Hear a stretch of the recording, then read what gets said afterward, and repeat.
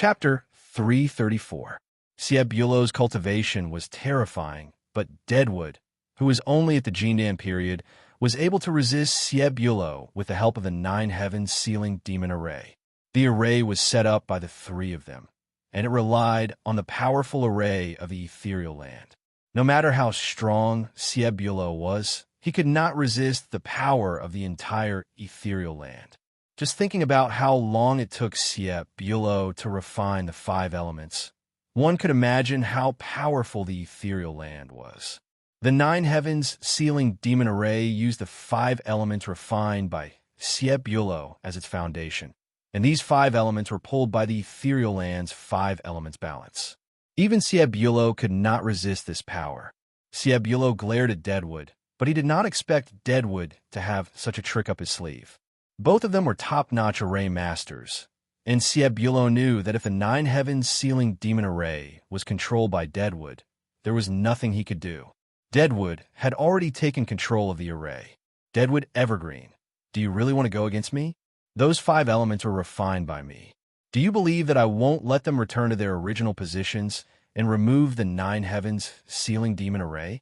Let's see what you have to fight me then. Siebulo looked at Deadwood, who was in the middle of the Nine Heavens sealing demon array. Since this powerful array was set up by the three of them, Siebulo naturally knew how to deal with Deadwood, who was controlling the array. He couldn't fight Withered Tree and Evergreen directly, but he could take out the five elements he had refined from the Ninth Heaven sealing formation. At that time, the Ninth Heaven sealing formation would lose its effect. Deadwood said coldly, "If you have the ability, go ahead and destroy the array. I don't need to tell you what will happen if you do that. If you forcefully disperse the five elements, all three of us will suffer from the backlash. Feng Haochen has the protection of the immortal confining prison, and I don't care if I die. If you want to die, go ahead and try." Siebulo clenched his fists so hard that they shook the sky. Deadwood's words were simply challenging his limits. The evil energy on his body became restless, and the red light of the six evils became faintly discernible. In 2 hours, the Nine Heavens sealing devil formation will end. Wait for 2 hours. If something happens, you can deal with it. Kumu's body was covered by the runes of the Nine Heavens demon sealing array. He didn't want to anger Siebulo. Siebulo was a decisive person who didn't like being threatened by others. However, both Kumu and Feng Haochen wanted to give Mu Yu's group a 5 chance. They didn't want Siebulo to kill them directly. "Fine." Siebulo gritted his teeth and said. His eyes flickered with an evil aura. Being threatened by the dead tree made him very angry. However, once the Nine Heavens sealing demon formation was over, Dead Tree would be nothing in front of him. When that time came, it would be very easy for him to kill Dead Tree. However, Kumu was not afraid at all. He turned around and looked at Gomong, who was in the middle of the formation. When Gomong and the others saw Kumu break into the Nine Heavens sealing devil array, they did not take any measures. Even Siebulo couldn't do anything to Kumu, who was only in the Jindan period. They couldn't do anything either. However, Gomong and the other four-spirit Lord Yumeng wanted to force Siebulo to attack them. Therefore, they were not afraid of Kumu at all. "What? Do you want to be sealed after coming in?" Gomong sneered. "I'm here to seal you." Kumu didn't give him a chance to talk nonsense. He grabbed with his hand, and countless iron chains rushed out from the Nine Heavens sealing devil array. In an instant, they tied Gomong up and pulled him in front of Kumu. "You're courting death." Gomong was shocked and angry at the same time. The black and white light in his eyes was faintly discernible. The life and death aura intertwined. He wanted to activate his life and death blink ability. However, Kumu just waved his hand casually. 2 golden runes suddenly rushed into Gomong's eyes and dispersed Gomong's black and white eyes. "Who do you think you are in my formation?" Kumu coldly formed a seal with his hands. Countless golden runes surged on his fingertips. He stretched out 2 fingers and pointed at Mu Yu's forehead. A powerful force swept over again. An endless stream of golden runes flowed from his fingertips into Mu Yu's mind. Kumu's eyes also flashed with golden runes from time to time. Then, two rays of light shot out from his eyes and rushed into Mu Yu's consciousness. Kumu instantly appeared in Flowing Water Village. From afar, he saw Mu Yu being laughed at by the Zhuang and a group of children. Mu Yu's eyes were very confused. He curled up on the threshold of the thatched hut and looked at everything in confusion. Xianming's love-death was too powerful. Mu Yu had an irreparable regret in his heart. Therefore, he was also confused by these things. Kumu's body was surrounded by runes. He pushed away the group of children surrounding Mu Yu and squatted down to look directly into Mu Yu's eyes. Mu Yu, wake up. It's me. Kumu shook Mu Yu. The moment Mu Yu saw Kumu, his heart felt like it was wrapped in ice. He murmured, "Old man, were you really using me?" Kumu took a deep breath and said slowly, "Mu Yu, I admit that I was using you at the beginning. But later on, even I don't know what happened. You are no longer that Mu Yu, and I am no longer that Kumu. Your appearance changed me and made me understand many things. Whether or not Feng Haochen can recover his cultivation in the future to save Miao Yuyin is no longer important to me. Your safety is what I care about. No matter what you see now, what I said that day can't be wrong. You are indeed the pride of my life." Mu Yu's eyes twitched slightly. Kumu paused. He never liked to say emotional words and was not good at encouraging others. However, he knew that Mu Yu needed some words to get rid of his confusion. Why did my parents abandon me? Mu Yu was very depressed. He could not understand this. Why would there be parents who would heartlessly abandon their children? Kumu was silent. He did not know how to answer Mu Yu's question. Mu Yu lacked the care of his parents since he was young. Although he was always optimistic, when he saw other children acting spoiled in their parents' arms, he was also very envious. Today, he was unintentionally bewitched by Xianming, causing the sadness hidden in his heart to uncontrollably surge into his mind. Kumu had an indescribable feeling for Mu Yu. He did not have any children in his life.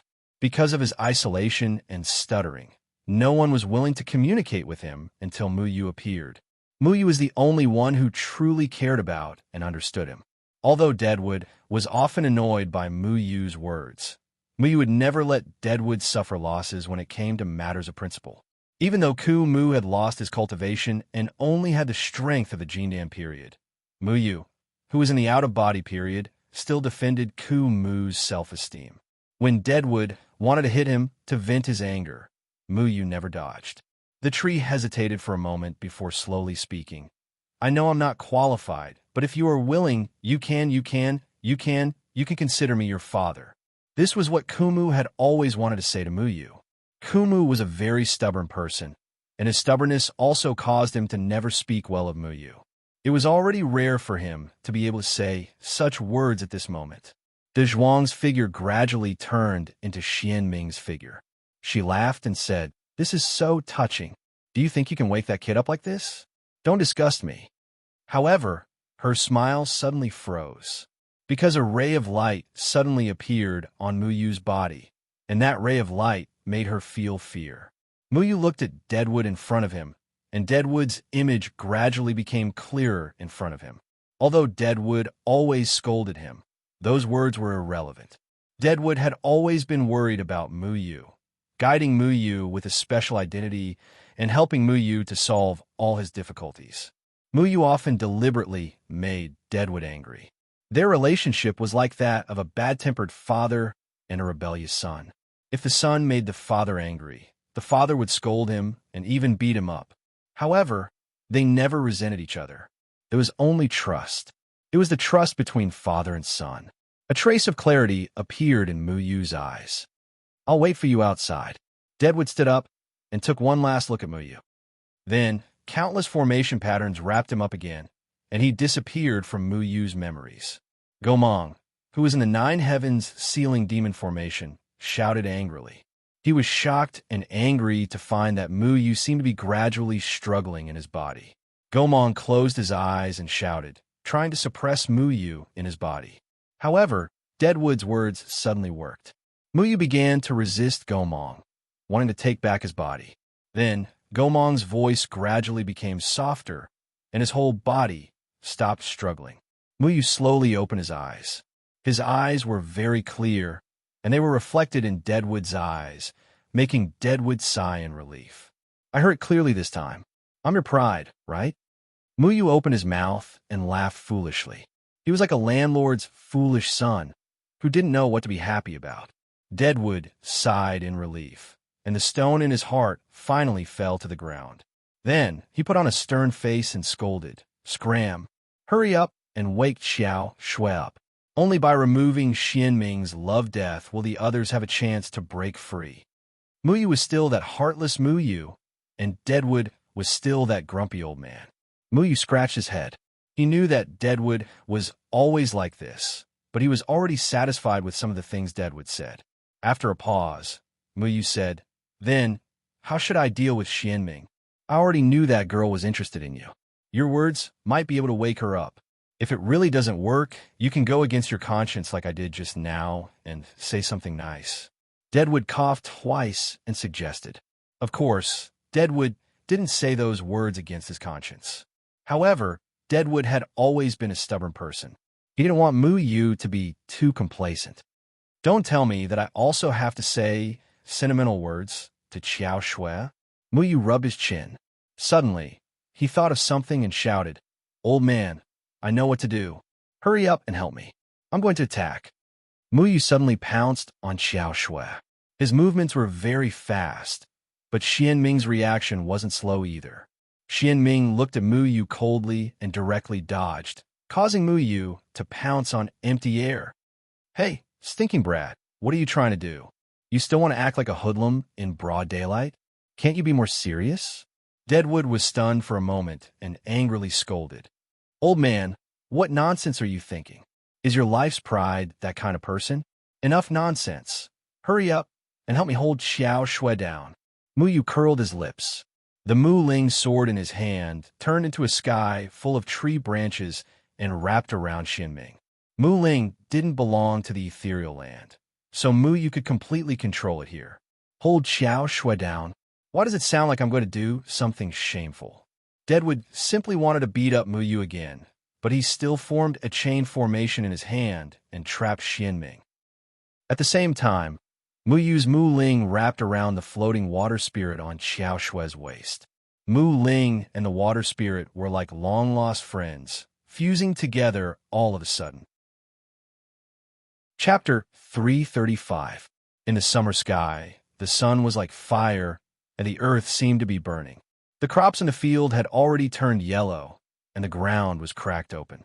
It had not rained for several months, and the drought made everyone in the village frown. There was no water in the well, and even food and clothing had become a problem. A timid little girl curled up under the eaves, and in the yard were her father and mother sighing. Their lips were cracked, and blood could be seen.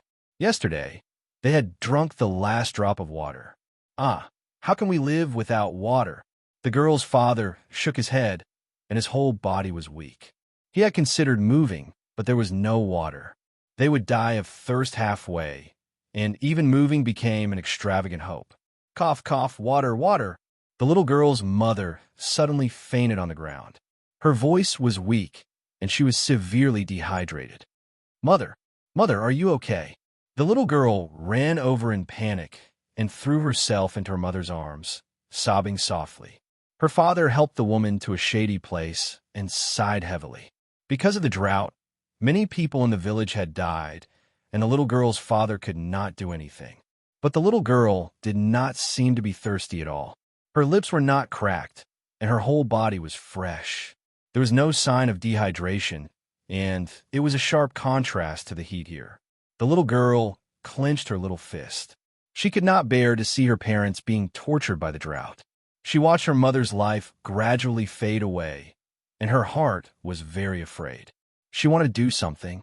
Suddenly, the little girl seemed to have made a difficult decision.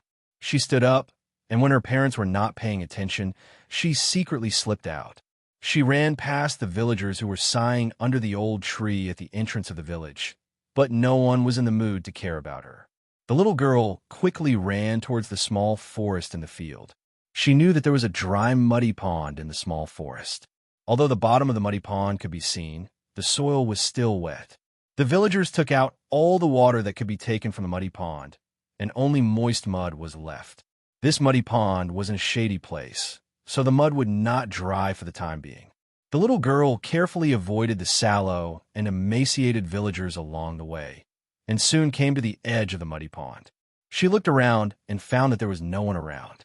Squatting in the mud, she stretched out her small hands and gently shook them.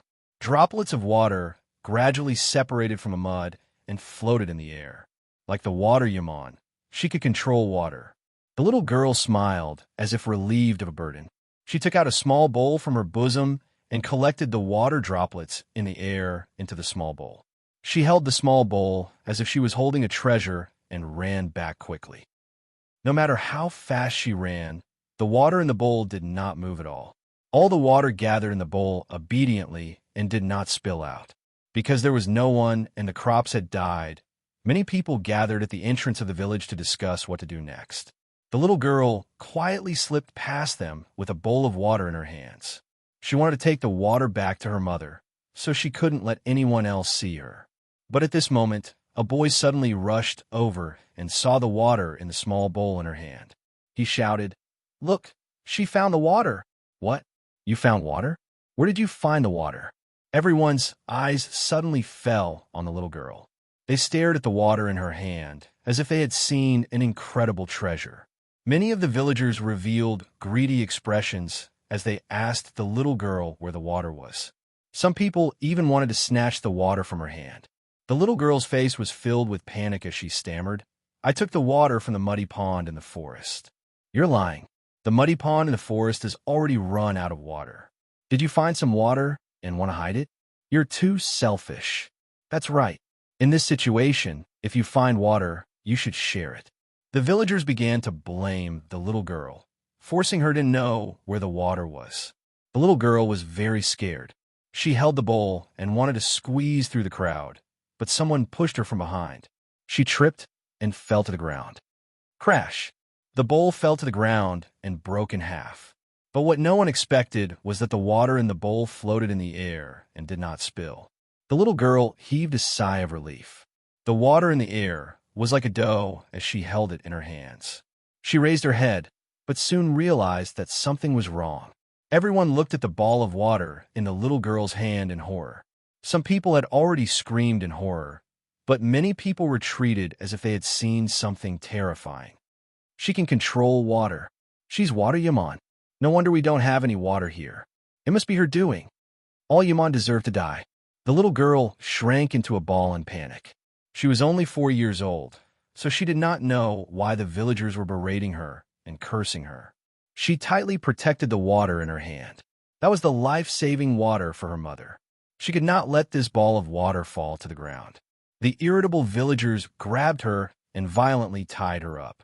They shouted that they wanted to destroy Yaman. Many people spat at her, treating her as the detestable Shui Yaman. The little girl's hands and feet were tied, and she was hung in the air, but the ball of water still floated in front of her.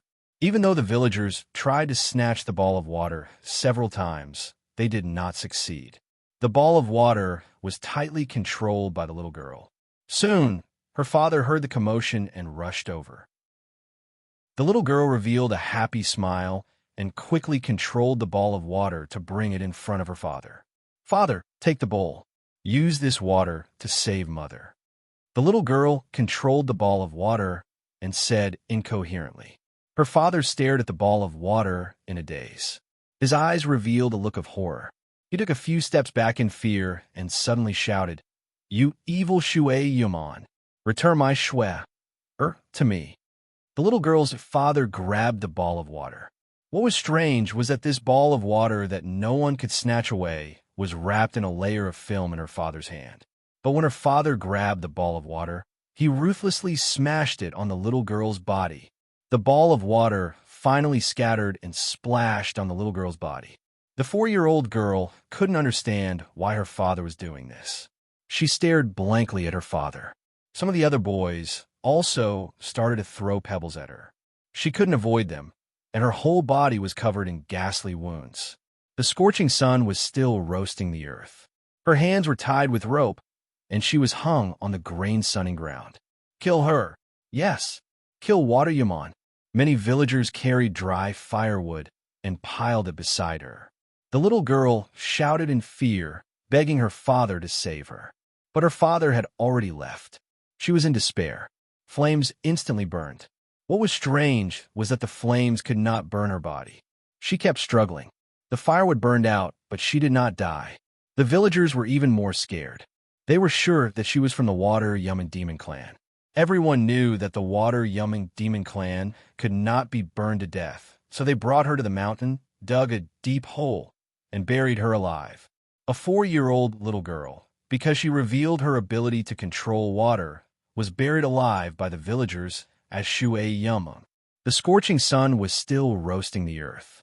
She was buried in the dry soil. The little girl could no longer breathe, but she was still alive.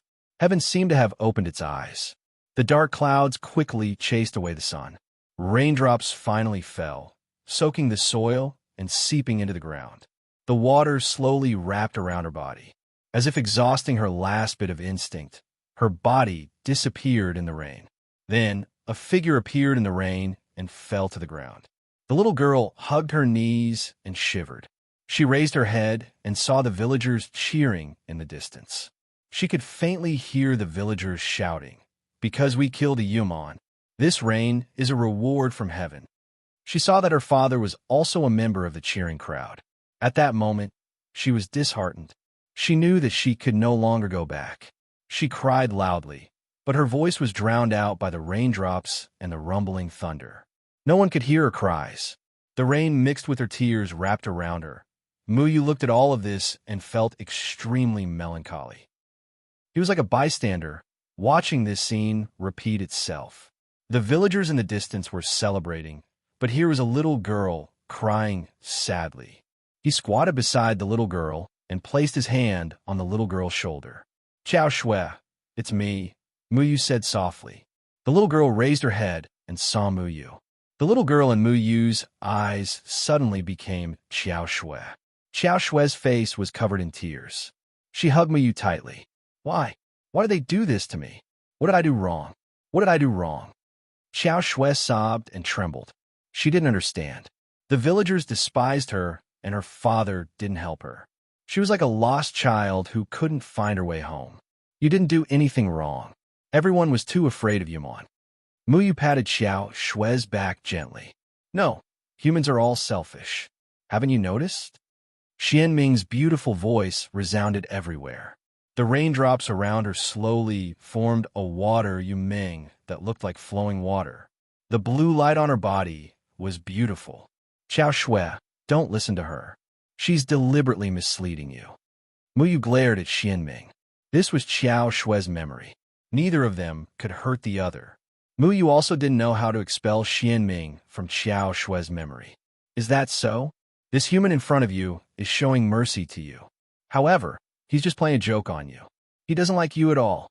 You're someone who has been abandoned by the human race. No one will like you. Xianming's voice was charming and elegant when she said this. There was no malice in her voice. Xiao Shui let go of Muyu. Looking at Muyu's face, a trace of sadness appeared on her face. Since the day she was 4 years old, she no longer believed in humans and was taken in by the demon race. When she was in the second layer, she met Muyu. However, she inexplicably fell in love with a human that she didn't believe in. However, the other party was just playing a joke on her. She was very confused. She realized that Xianming's words were right. Humans were selfish and didn't have any feelings. You're the same as them. Xiao Shui pushed Muyu away and ran behind. However, no matter where she ran, there was always a group of cheering villagers waiting for her. She realized that she had nowhere to run. She didn't want to see all of this, but she couldn't get rid of it. Her heart was tormented. Step by step, she was about to collapse. She covered her ears and screamed mournfully. However, the cheers of the villagers couldn't be erased from her ears. Muyu hugged Xiao Shui. He didn't know what he was doing. He just subconsciously pulled Xiao Shui into his embrace and kissed her. As if the snow had melted, the rain suddenly stopped, and all the villagers disappeared. The ground was still dry and cracked, and the sun was still roasting everything. However, all of this did not seem so important anymore. Two young hearts were suddenly stuck together, warm and gentle. Muyu and Xiao Shui hugged each other. Time seemed to have stopped. Chapter 336. Inside the ninth heaven's fiend-sealing array, Xianming suddenly revealed an indignant expression as her face began to contort. She roared angrily. Her voice was no longer as pleasant as before. Instead, it turned bone-chilling like the ice at the top of the North Pole. It was devoid of any emotion. "Damn it, little bastard, I won't spare you." Xianming swayed as her hands attempted to grab something in the air.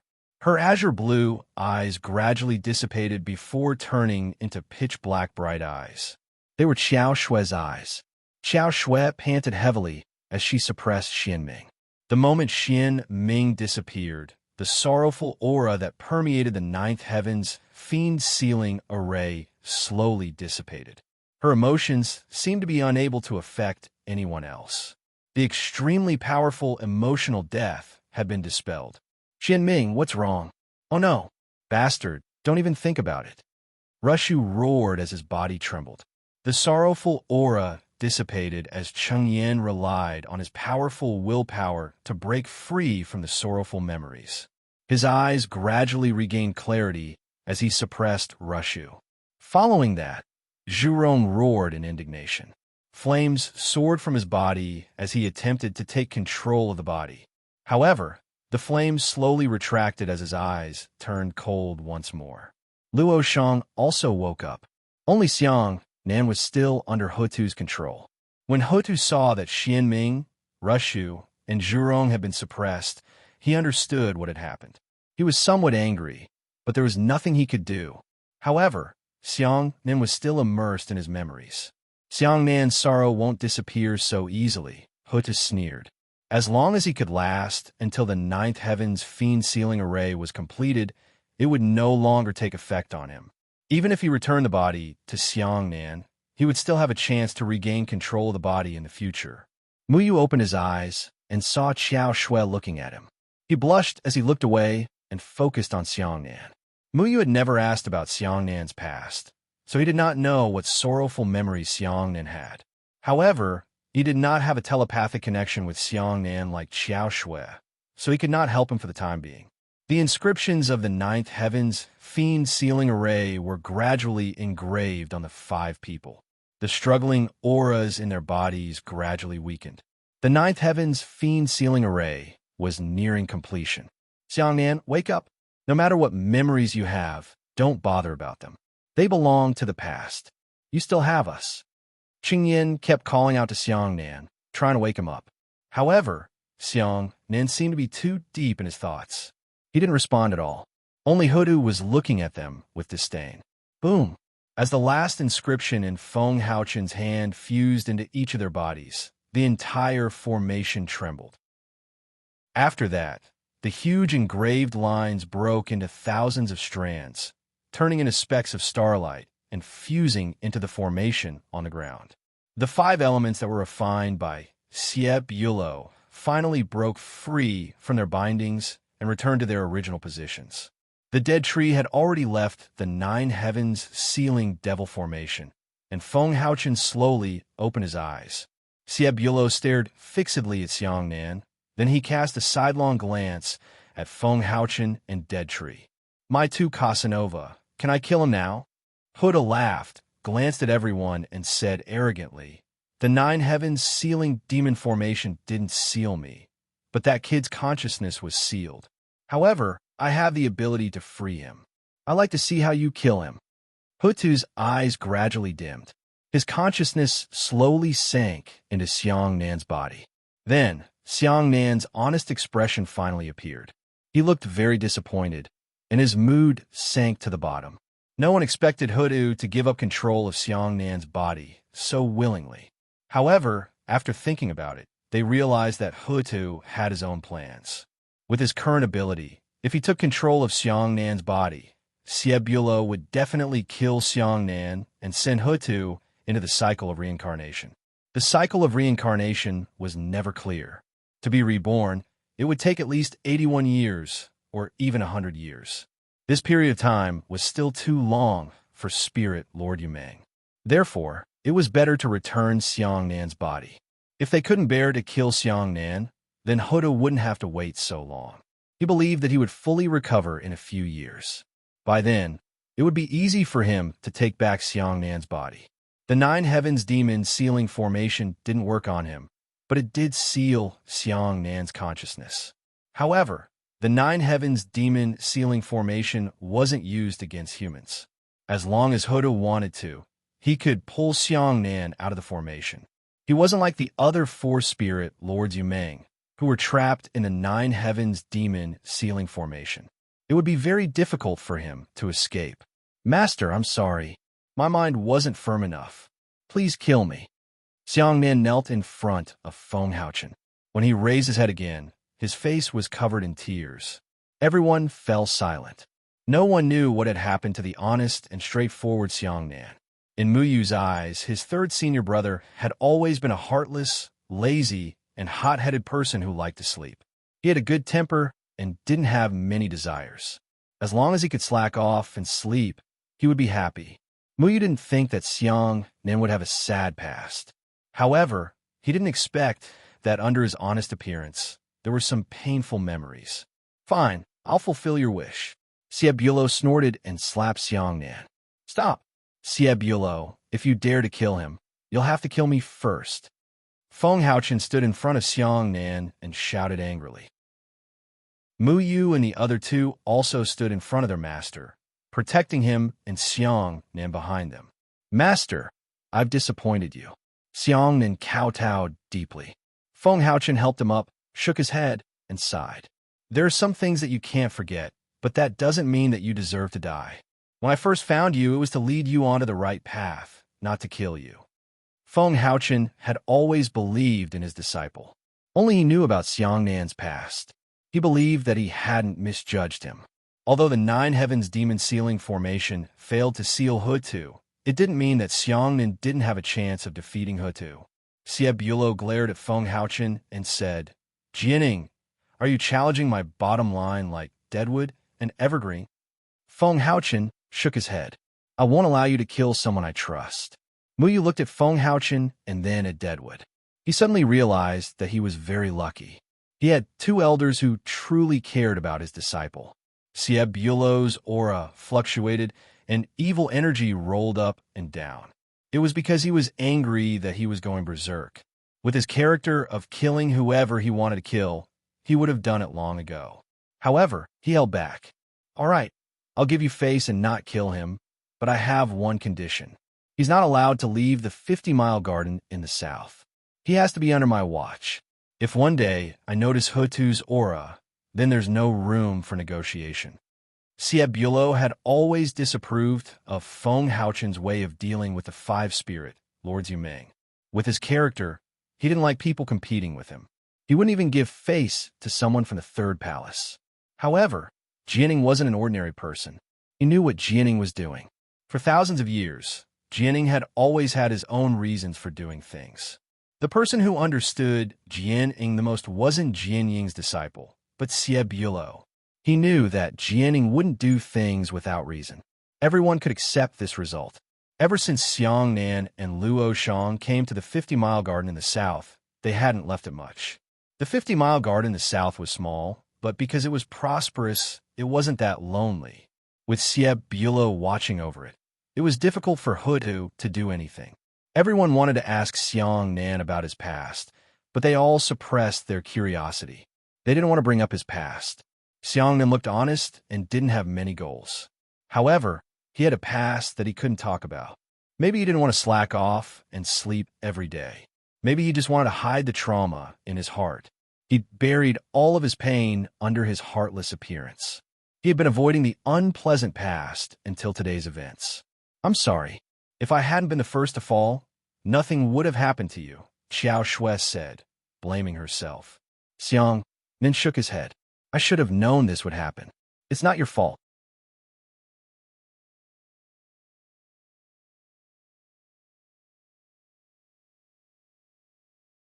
Chapter 337. After Xiong Nan came back, he returned to his lazy self. In front of Lan Ling, Qing Mei, and Shu, he didn't show any abnormality. Everyone acted as if nothing had happened and continued to talk and laugh. However, everyone was careful not to mention the ninth heaven sealing demon formation again. They didn't want to touch Xiangnan's scar. Xiao Shui didn't leave immediately. She chose to stay because Cheng Yin said that after everything was over, the five of them would go to Lanxi City to inquire about Yumon. Because of her relationship with Mu Yu, Xiao Shui didn't refuse. Now that the matter of the ninth heaven sealing demon formation had been resolved, the only thing left was to separate the life energy and death energy of the netherworld grass and use the netherworld grass to help Feng Haochen recover his cultivation.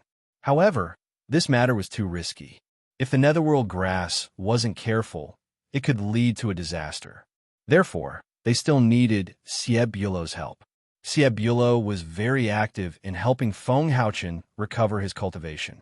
He didn't try to stop him. However, because the three of them had just finished setting up the ninth heaven sealing demon formation, they still needed to rest for a while. Mu Yu was the key person in separating the netherworld grass. He chose to cultivate seriously these days to improve himself to the best state. Life in the small courtyard on 6 Mile Street seemed to have returned to normal. However, an uninvited guest had already arrived at the 50 Mile Garden in the south. Tian Bue was walking on 38 Mile Street with a warm smile on his face. When he walked past the door of the Execution Heart Shop, Xiao Hong, whose face was full of wrinkles like a chrysanthemum, was sitting on the door, as usual. She shouted with a little girl's voice, "Young man, you are very handsome. Would you like to play with me?" Tian Bue turned his head and smiled at Xiao Hong. His smile was so gentle that it didn't have a trace of pretentiousness. He looked like a polite and weak scholar. However, Xiao Hong's face suddenly changed, and then she hurriedly crawled into the shop. Tian Bue didn't care. He continued to walk forward and stopped at the door of the Shun Exine Hall. Although the Shun Exine Hall was located on 38 Mile Street, it didn't belong to an evil sect. Instead, it belonged to the Silhouette Being organization. The Silhouette Being was the strongest underground force in the cultivation world when it came to collecting information. Their members could be found in every corner of the cultivation world.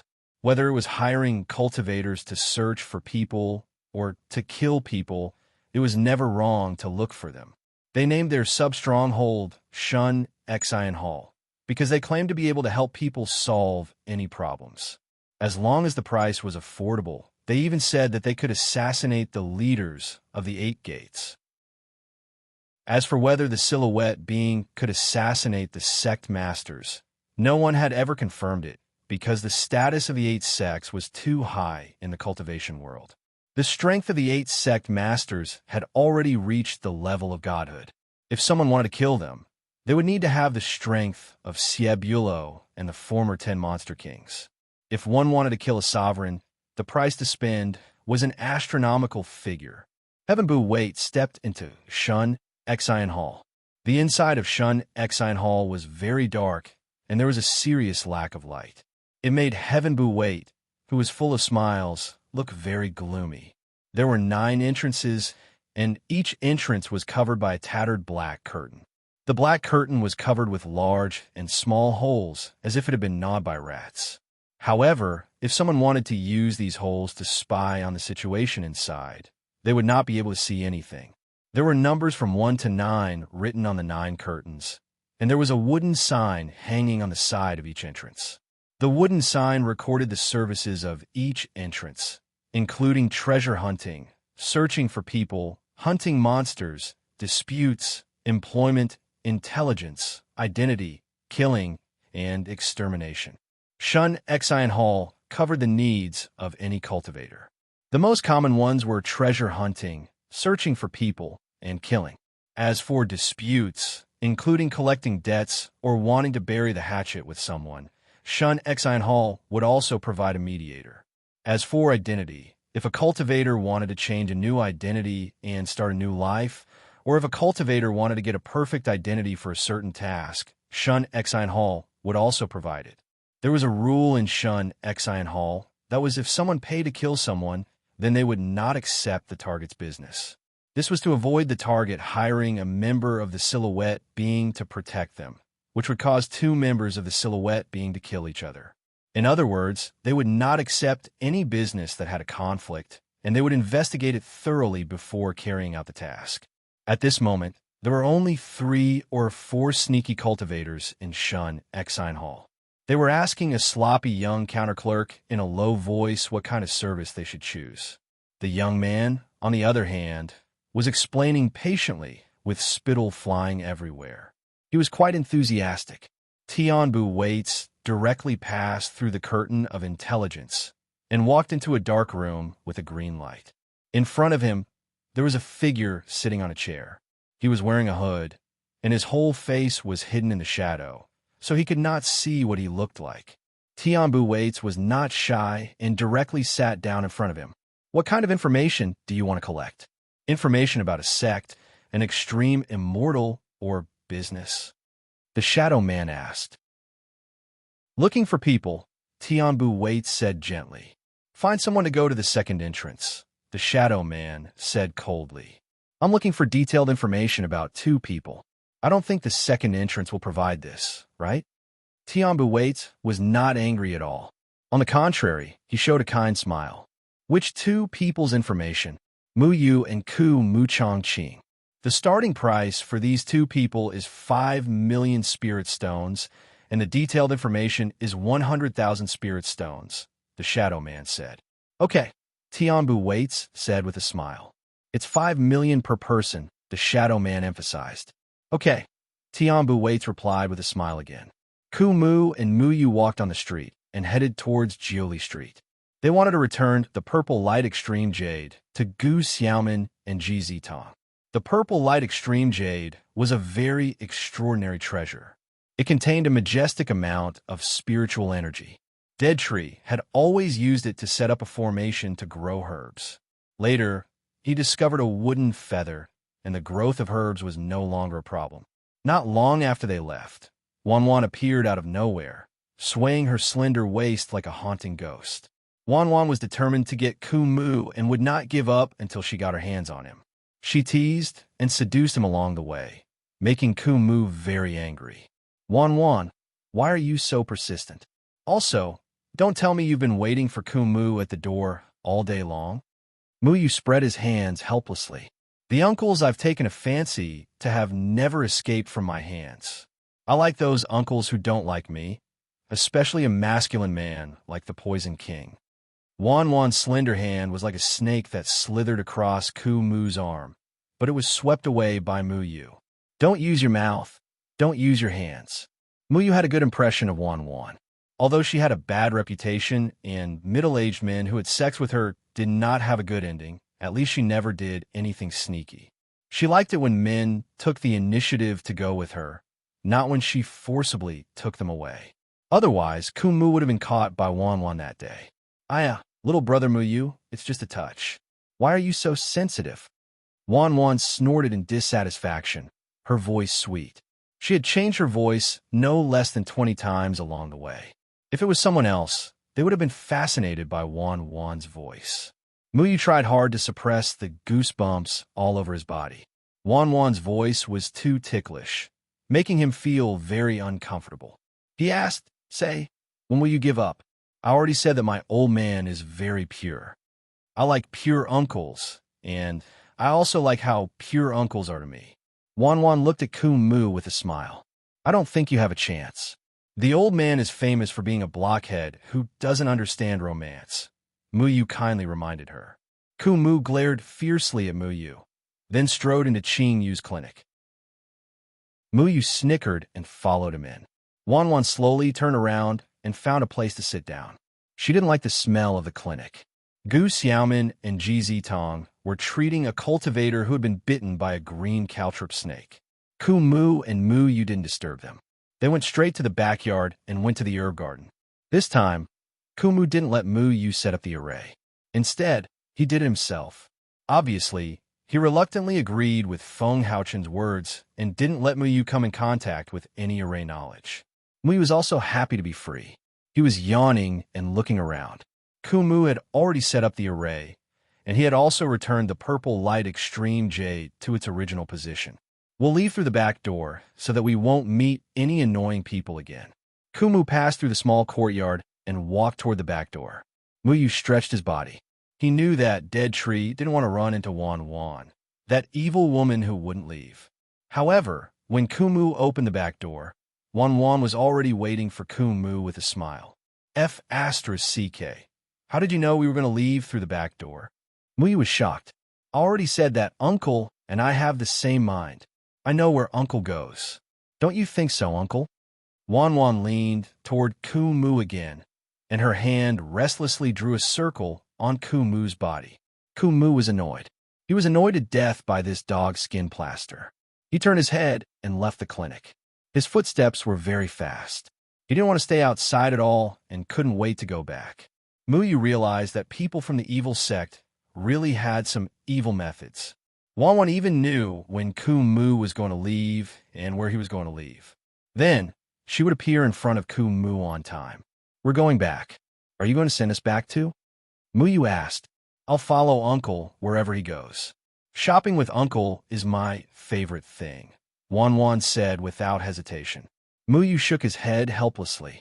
He and Kumu walked in front, while Wan Wan swayed her slender waist and slowly followed behind.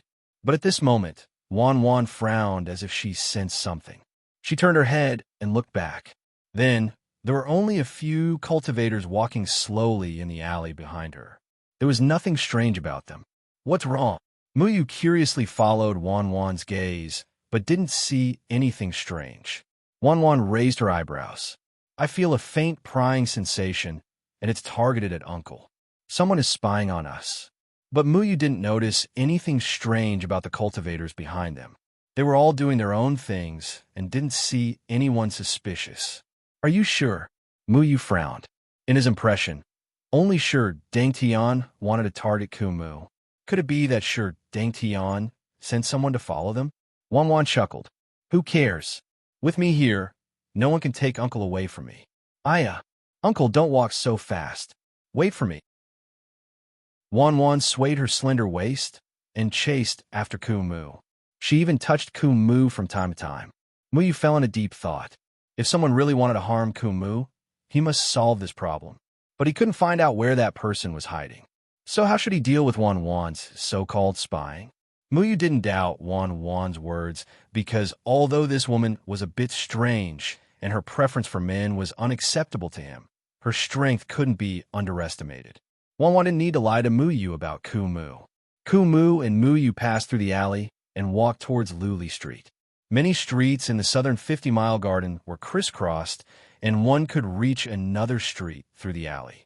Muyu and the others didn't use the teleportation array.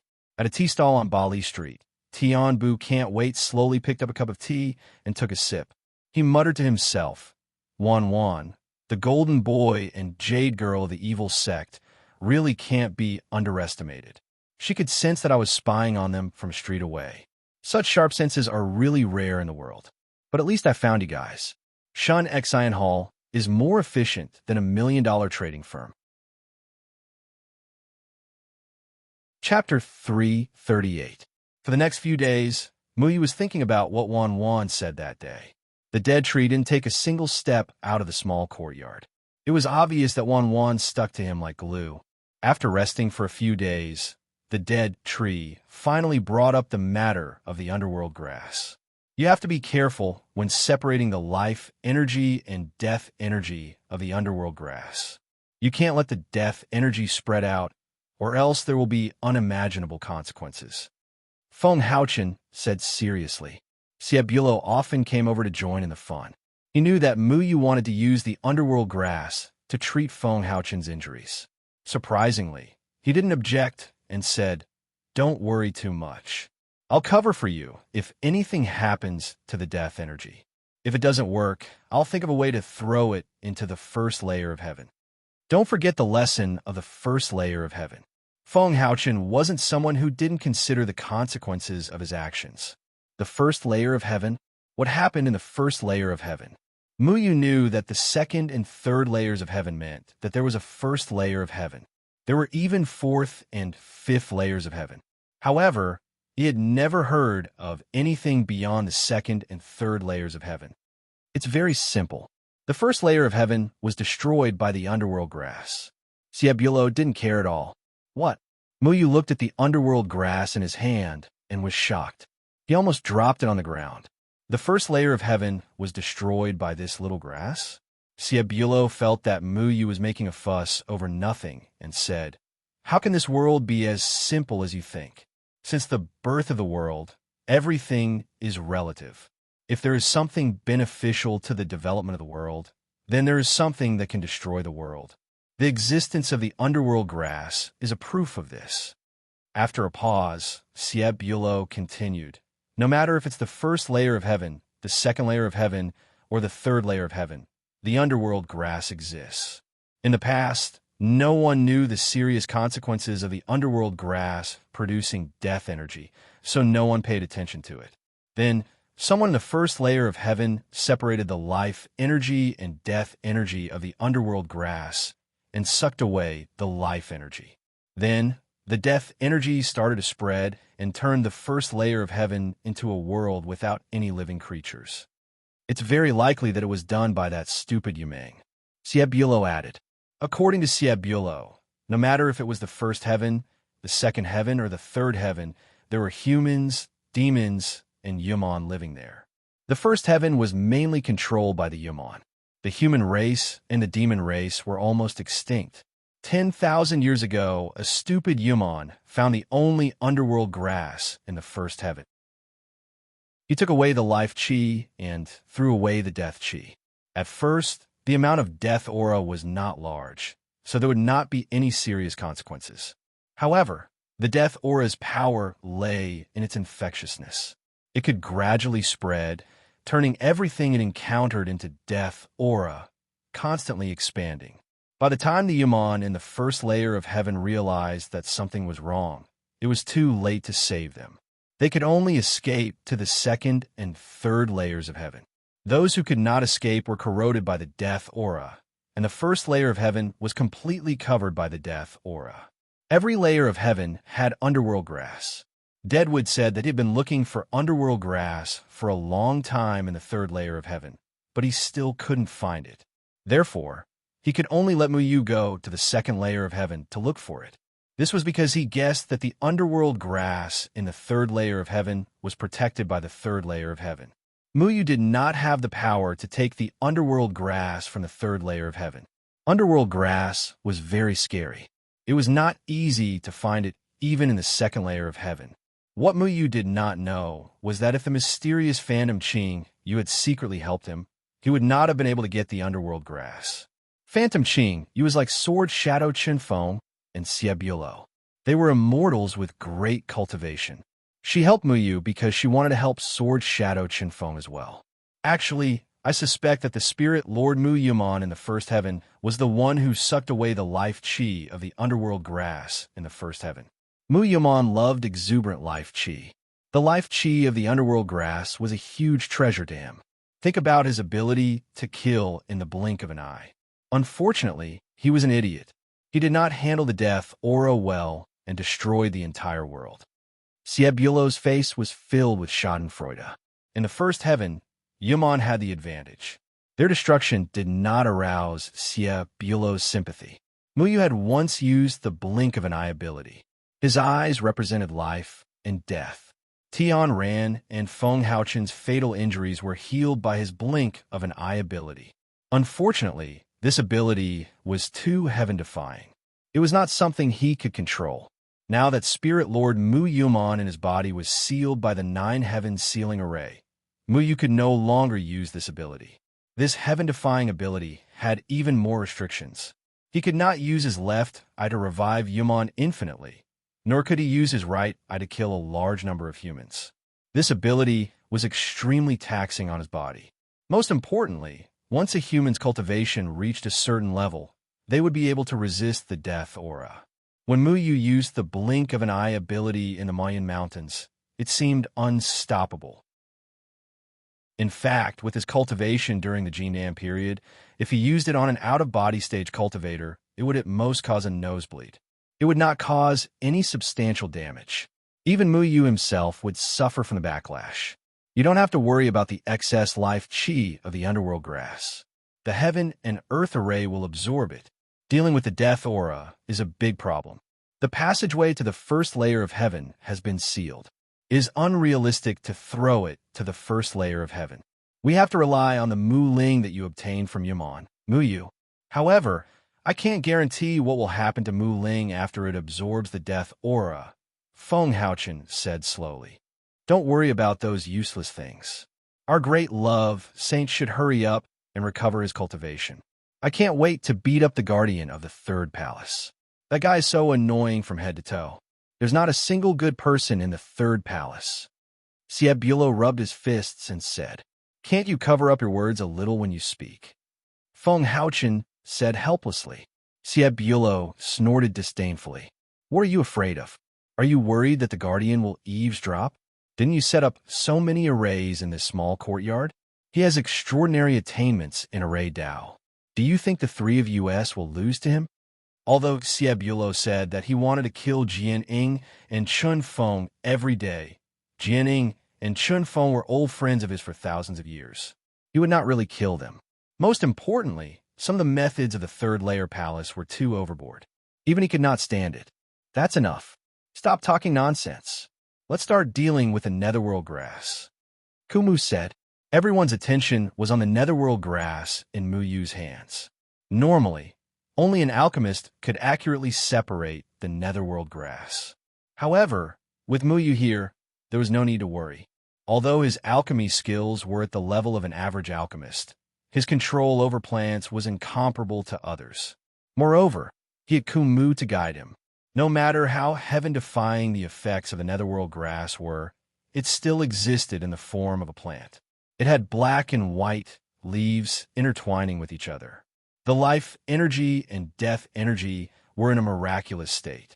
This state of balance was very difficult to break. Just like the balance of the 5 elements in the ethereal land, the balance of life and death in the netherworld grass was even better. Follow my instructions and separate the 9 Chi soul cleansing flower.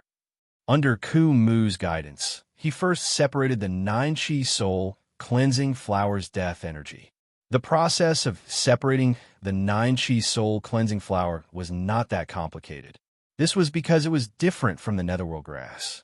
It did not have many restrictions and did not have any internal balance issues. This process was very easy for Muyu. Separating the life energy and death energy of the netherworld grass was not an easy task. If the balance it maintained could be broken so easily, then this world would have been destroyed long ago. The life energy and death energy of the netherworld grass were intertwined. This kind of restrictive power was very difficult to separate. Even with Muyu's ability to control wood, it was still very difficult. Be careful. Try your best to find that point in the balance of the netherworld grass. As long as you destroy that point, you'll be able to separate the 2 leaves. Kumu said. Muyu touched the netherworld grass. His entire consciousness had already merged with the netherworld grass. There were 2 leaves of the netherworld grass.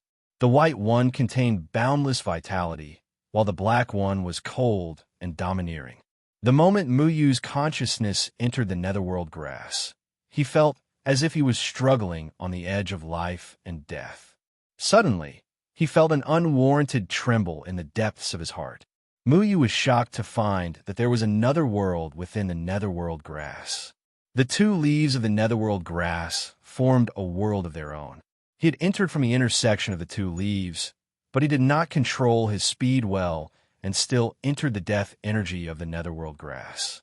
The surroundings were a desolate black fog.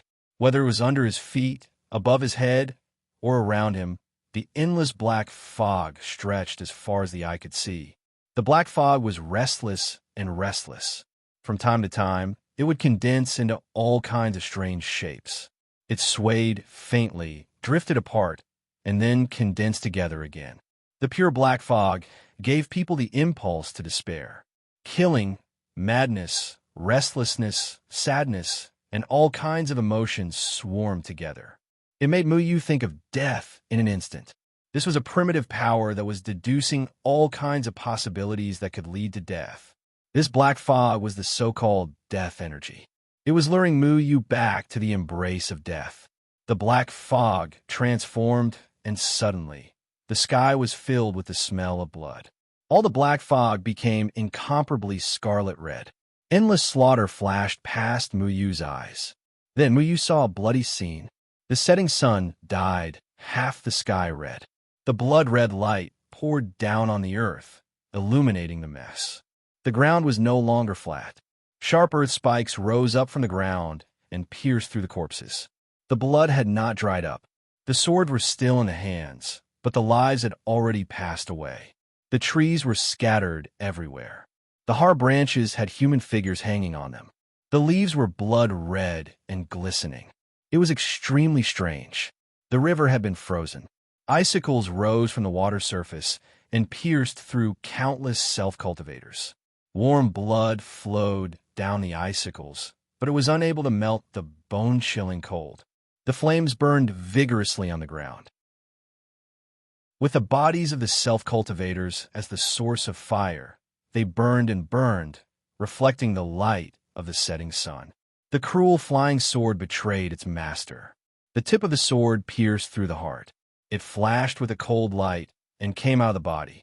The eyes of the person holding the sword were still filled with fear. He did not understand why the sword in his hand had turned towards him. The bitter war between the human race and Yumon actually entered Mu Yu's mind. He saw all kinds of shocking deaths of the human race's self-cultivators. Their heads flew, their bodies were severed, their limbs were broken, their bones were shattered, and their blood flowed like a river. He saw Yumon turn into steam, coke, dust, wood shavings, and molten iron. There was no chance of survival. There was no fluctuation of life. Everything was death. All living things were dying. Death was the final destination of all living things. In this place, there was no hope. There was no life. In this place, everything was displaying the state of death. Mu Yu hated this feeling. Within the black leaves of the underworld grass was a world of death. If one stayed there for too long, they would feel despair. It would also cause Mu Yu's consciousness to dissipate and turn into death. He ran back. He knew where the breath of life was. That direction was like a bright lamp in the deathly stillness, guiding him. However, he suddenly realized that the bright lamp was very close, but he could not touch it. He ran towards the direction of life. He wanted to leave this place, but he could not find the exit. Time slowly passed. He felt that thousands of years had passed, but he still could not walk to the intersection of life. A soul-stirring despair shrouded the bottom of his heart. Hua, as if he was fished out of the water. Mu Yu's entire body was soaked in cold sweat. Kumu's hand touched Mu Yu's life point and pulled his consciousness out of the death aura of the underworld grass. My consciousness fell into the world of death of the underworld grass. That place is too scary. After a long time, Mu Yu spat out these few words in shock. Chapter 339. Mu Yu opened his eyes wide. When his consciousness entered the underworld grass, it felt like thousands of years had passed, but in reality, it had only been less than 10 breaths. When you entered, your whole body was covered in cold sweat. I was worried about you, so I had to pull you back, Kumu said again. Siebulo mocked with disdain. Kumu, you're making a fuss. I couldn't even stop you. Don't try anymore. It's too dangerous for your consciousness to enter the underworld grass in your current state. Feng Haochen shook his head. But if he didn't try, the underworld grass wouldn't be able to help Feng Haochen recover his cultivation. Everything Mu Yu had done would be for naught, and Feng Haochen would die in the end. His body would be taken away by the guardian of the three-layered palace. This was something that Mu Yu didn't want to see. I'll enter through the white leaves of the underworld grass. There shouldn't be any problems. The death aura of the underworld grass makes me feel despair. That kind of despair can't be stopped. Mu Yu didn't want to give up. He reached out his hand towards the white leaves of the underworld grass. But Kumu blocked Mu Yu's hand and said seriously, "No, death and life are different. If your life is too strong, Your energy will fall into endless excitement. It will be hard to get rid of it. If I want to wake you up, I'll have to hit your Achilles heel. Do you want to become a cripple? The Achilles heel of a cultivator was the dantian. If the Achilles heel was hit lightly, it might not be able to wake Muyu up. But if the Achilles heel was hit too hard, it could easily damage the foundation and even destroy Muyu's cultivation. Then what should I do? I can't give up like this, right? Muyu still wanted to try. Kumu pondered for a long time. As if he had made up his mind, he said, I'll follow your consciousness in. If there's any problem, just let one of them hit my Achilles heel and pull me out. They can also pull you out. No, Feng Haochen and Muyu said in unison. Kumu snorted and coldly glanced at the two. Is there a better way? Feng Haochen, your dantian is protected by the heaven and earth array. No one can touch it except yourself. You can't touch your dantian. You can't count on someone like Siebulo. Can you find a better candidate? Feng Haochen shook his head and said, I can't let you take the risk for me. Replace you? Don't flatter yourself. I did it for her. I don't want her to suffer anymore. Kumu clenched his fists. Feng Haochen wanted to say something, but hesitated. In the end, he sighed. Muyu was startled. He knew that Kumu was referring to Miao Yuyan. Kumu was willing to sacrifice anything for Miao Yuyan, but Muyu still objected. What if there's a problem with your cultivation? The dead tree said lightly, My cultivation has already been crippled once, so it doesn't make a difference this time. I've already decided to return to the Pill Cauldron sect after this matter is resolved. There will be people there who will take care of me. It doesn't matter whether I have a cultivation base or not. The Pill Cauldron sect's Lung Bingshua would protect Dead Tree, but Muyu didn't want Dead Tree to return to the Pill Cauldron sect without any ability to protect himself. Lung Bingshue couldn't protect Dead Tree all the time. Just like last time, Shi Dengtian would definitely kill Dead Tree if he seized the opportunity. No, I don't want anything to happen to you. Muyu refused. Don't dawdle. You want to save your master, and I want Miao Yuyin to be free from the Red Dust sect. This is the only way. Also, I won't necessarily be in trouble. If you succeed, you won't have to sacrifice my cultivation base. Kumu put his hand on Muyu's shoulder. Muyu didn't dare to bet on Kumu's cultivation base. But when he saw Kumu's resolute gaze, he knew that Kumu had already disregarded life and death for the person he loved. He couldn't refuse Kumu's request. I will definitely succeed, Muyu said firmly. When it came to Kumu's safety, he didn't dare to be careless. Stop talking nonsense. Hurry up. Kumu's consciousness sank into Muyu's body. Muyu brought Kumu's consciousness with him. In order to prevent himself from falling into the death chi again, he chose the white leaf of the underworld grass to enter. The white fog covered Muyu and Kumu. A harmonious and cheerful feeling arose spontaneously. Suddenly, the grass around them grew and the orioles flew. Bees and butterflies danced in the air. It was a scene full of vitality. Muyu was surprised to find that the person beside him was no longer Kumu. Instead, it was Tian Ran. Tian Ran smiled happily. She nestled in Muyu's arms. A faint fragrance wafted over, and Muyu couldn't help but hug Tian Ran tightly.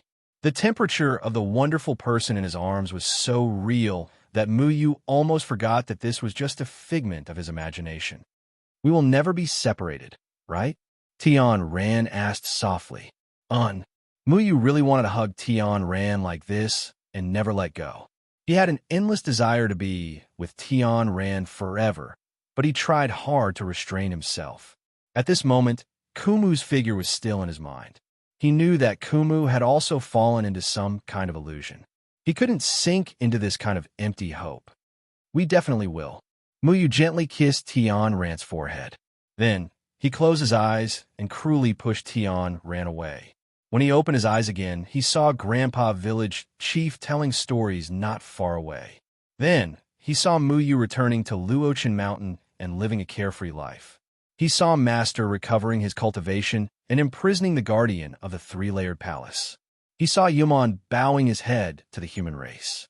He saw that there were no more selfish self-cultivators among the human race.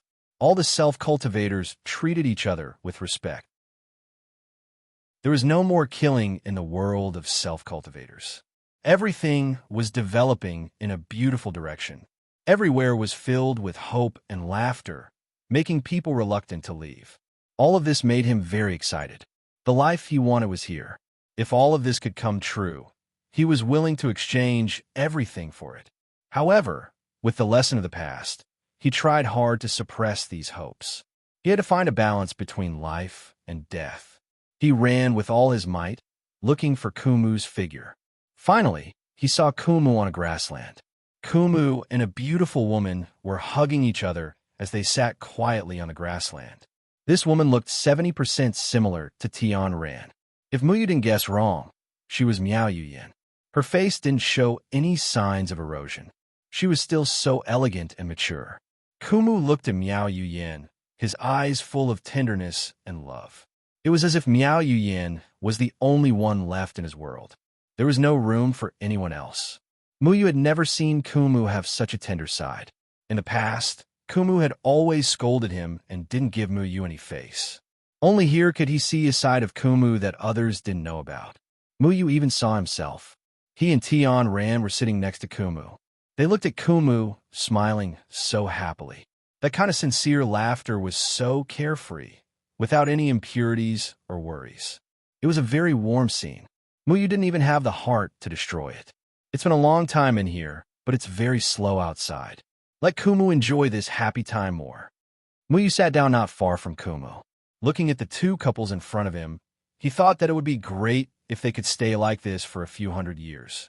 However, he was suddenly slapped hard on the back of his head, causing him to raise his head in pain.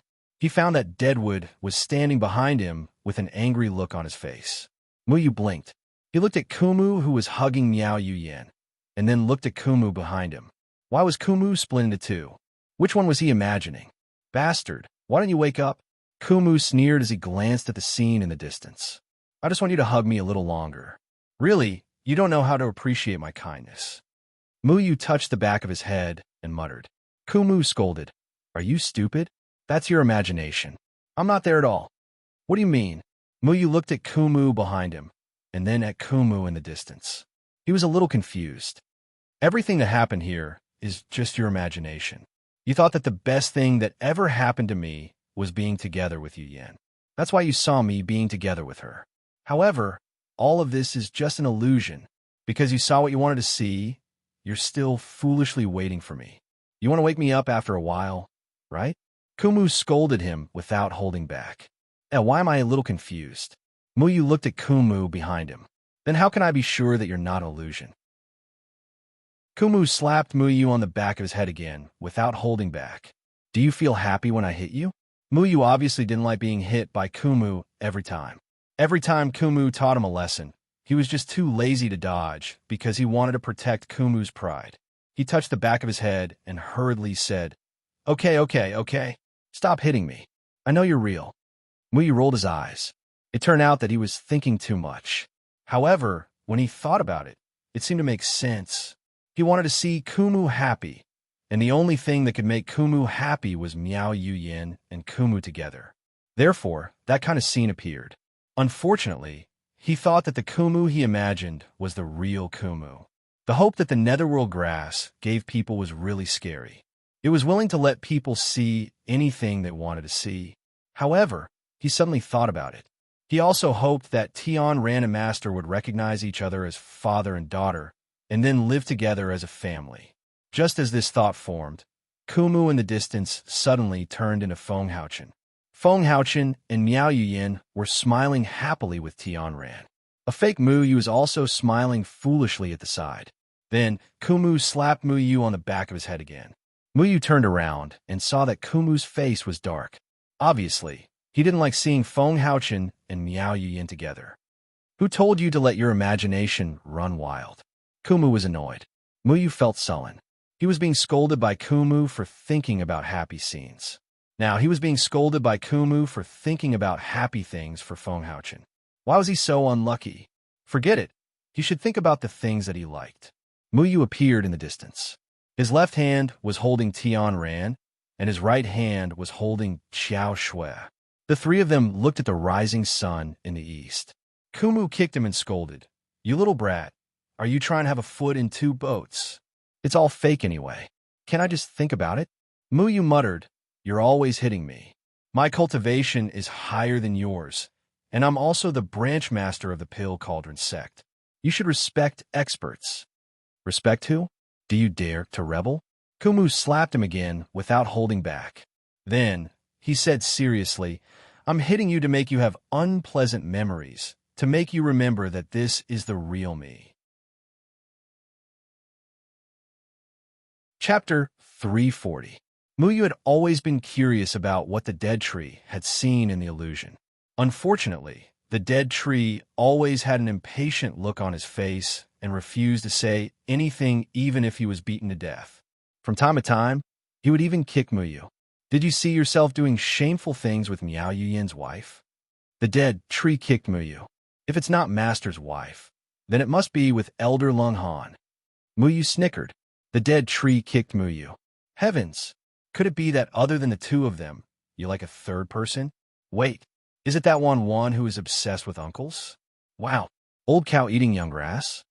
Muyu made a fuss about nothing. This time, the dead tree kicked Muyu twice. "This kind of thing can't affect me."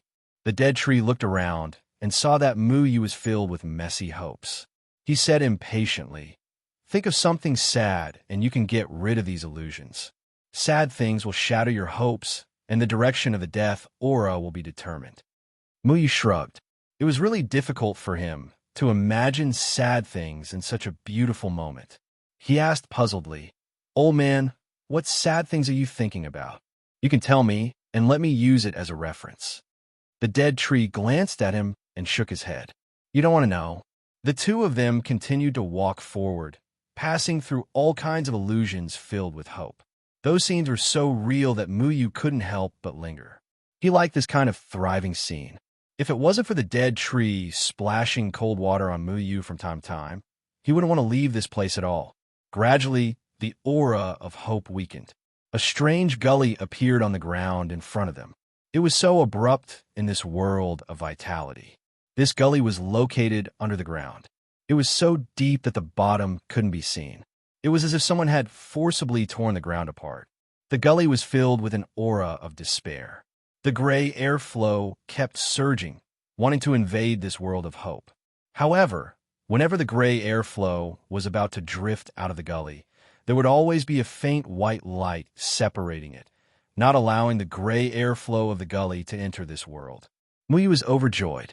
After passing through this deep trench, we should reach the world of death energy, right? Kumu looked at the ravine thoughtfully, then nodded and said, "It should be. Then what should I do? Where's the balance between life and death?"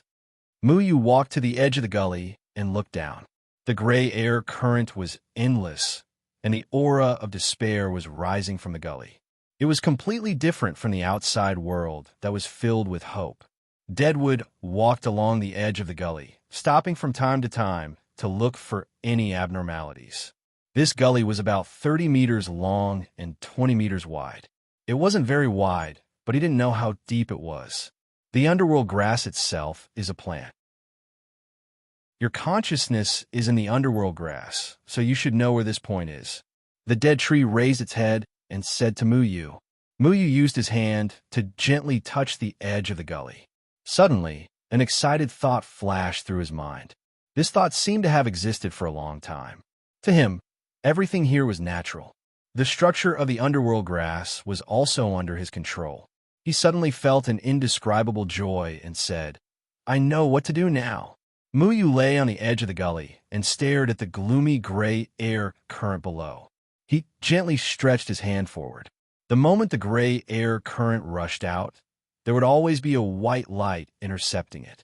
Then, the white light and the gray air would collide and disappear. What he wanted to grasp was this point. The white light, black air, and gray air collided in an instant. Even with Muyu's speed, he couldn't easily grasp that point. He kept trying, and a strong desire welled up in his heart. At this moment, his hand suddenly stretched forward. He sensed something, and the entire world that was full of vitality suddenly trembled, as if someone was deliberately stirring something. The gray color of the gully rapidly flowed and surged, gradually turning into a pitch-black darkness. The surrounding scenes that were full of hope, including Tian Ran, Xiao Shui, Feng Haochen, Ku Mu, and the others who appeared in Mu Yu's imagination, slowly changed shape, twisted, and turned into a white light that flowed endlessly into the pitch-black gully. White and black began to entangle and fight. They seemed to want to devour each other, but they were always evenly matched. The two chased and attacked each other, but they still couldn't corrode each other. The whole world was only left with pure black and white. Black and white intertwined, becoming the most primitive power entangled together. Mu Yu looked at the black and white in front of him in surprise. The thriving vitality and the broken despair of death occasionally jumped around him. He reached out and grabbed the white airflow with his left hand and the black airflow with his right hand. Then he suddenly pulled, and the black and white were suddenly pulled apart. His consciousness began to roll, and he suddenly returned to reality. The black and white netherworld grass in front of him had been completely separated. The vitality and death chi swept out, instantly enveloping the four people in the room. Mu Yu inserted the white leaves of the netherworld grass into Feng Haochen's body. A huge wave of energy came, and Feng Haochen suddenly looked up to the sky and roared. Then he instantly recovered his cultivation. Mu Yu's heart was thumping, and he was very excited. Master recovered his cultivation, which meant that the guardian of the Sanchong Palace also had to pay a huge price. Let's go. Let's go destroy the Sanchong Palace. Feng Haochen waved his hand heroically, and the restriction of the immortal confinement prison was instantly reduced to ashes. The millions of people in the Moyun Mountain Range didn't have to wait for death anymore. Mu Yu's heart was surging. He and Qingyan followed Master's footsteps and started to declare war on the Sanchong Palace. Mu Yu. Kumu kicked Mu Yu's butt. Mu Yu staggered and fell to the ground. All the beautiful scenery around him suddenly disappeared, and he returned to the world of the netherworld grass. The death chi on the ground was still flowing, and it disappeared after colliding with the white light. I've entered into an illusion again. Mu Yu gasped for breath. That heroic spirit of a moment ago, when he wanted to fight threefold palace to the death, still lingered in his mind. He climbed up and looked at the ravine on the ground with uncertainty. Then, he looked at Kumu next to him. I told you to be careful. It's very easy to fall into the world you desire here. Kumu still stood in the same place, and there was a distance between him and the ravine. It was as if he had never been there. That ravine it's fake. It's a ravine that leads to death that you imagined. You must have seen this kind of gloomy ravine somewhere before. You thought that there must be a dividing line between life chi and death chi. So as long as you crossed the dividing line, you would be able to reach a balance point. Therefore, this gully appeared in front of you. The dead tree didn't walk over just now. Everything was just Mu Yu's imagination. Gloomy ravine? Now that you mention it, I do have some impression of it. Mu Yu suddenly remembered that there was a disorderly burial valley in the Moyun Mountain Range. There were many abandoned and unclaimed corpses there, and it was also the best place to silence people. In the past, in order to find Mu Yu's master, Feng Haochen, Gui Xianyue killed 49 Jindan period cultivators in the disorderly burial valley.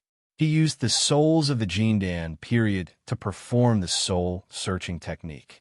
At that time, the disorderly burial valley was no different from the ravine in front of him. Looking at it this way, this ravine was not the so-called equilibrium point at all. That's troublesome. Just now, I inexplicably entered an illusion. It's impossible to guard against it.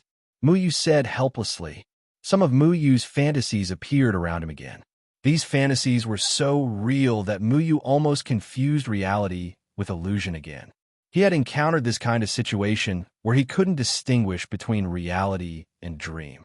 When he was in the second layer of heaven, it was the phantom who implanted false memories in him, which almost made him collapse. The netherworld grass was given to him by the phantom, so there must be some relationship between the phantom and the netherworld grass. If only little Marshall was here. At that time, Mu Yu relied on little Marshall to get out of the phantom's dream. The phantom once said that little Marshall was like it, bound by various laws between heaven and earth, beyond the 5 elements. Therefore, there was no figure of little Marshall in Muyu's dream. Muyu still couldn't understand what the phantom said. Existences like us have an inexplicable force that restricts each other. Muyu couldn't figure out what this sentence meant, but Muyu was sure that little Marshall was not a simple guy. In the scene around Muyu's netherworld grass, there was indeed no figure of little Marshall. Muyu tried to imagine little Marshall, but found that it was impossible at all. The scene here seemed to deliberately avoid little Marshall. What can little Marshall do to help? The dead tree asked puzzledly. Muyu didn't tell the dead tree in detail about this matter. At that time, because it involved some unpleasant memories in the dream, he deliberately hid this dream. But now, he couldn't care so much. He told the dead tree about his illusion in the second layer of heaven and specifically talked about little Marshall's situation. After listening, the dead tree frowned and nodded repeatedly, falling into contemplation. Describe the dream again in detail, the dead tree said. Muyu had no choice but to tell it from the beginning.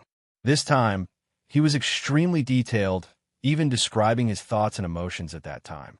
At this time, the dead tree seemed to have noticed something and whispered, "I know how to find the death aura." He walked back and stopped next to the fake Tian Ran.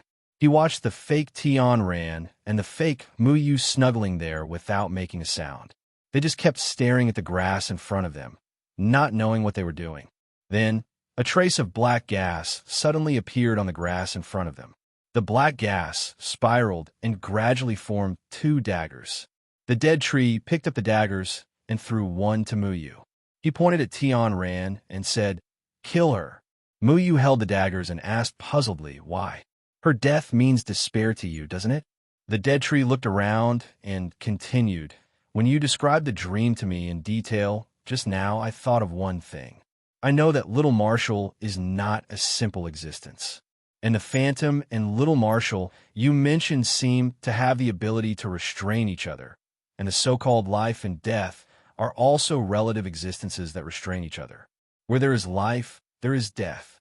So, the hope you see in front of you actually contains despair. You mean we don't have to look for the edge of the death aura at all? And the death aura is integrated in this world full of hope?" Muyu was suddenly enlightened.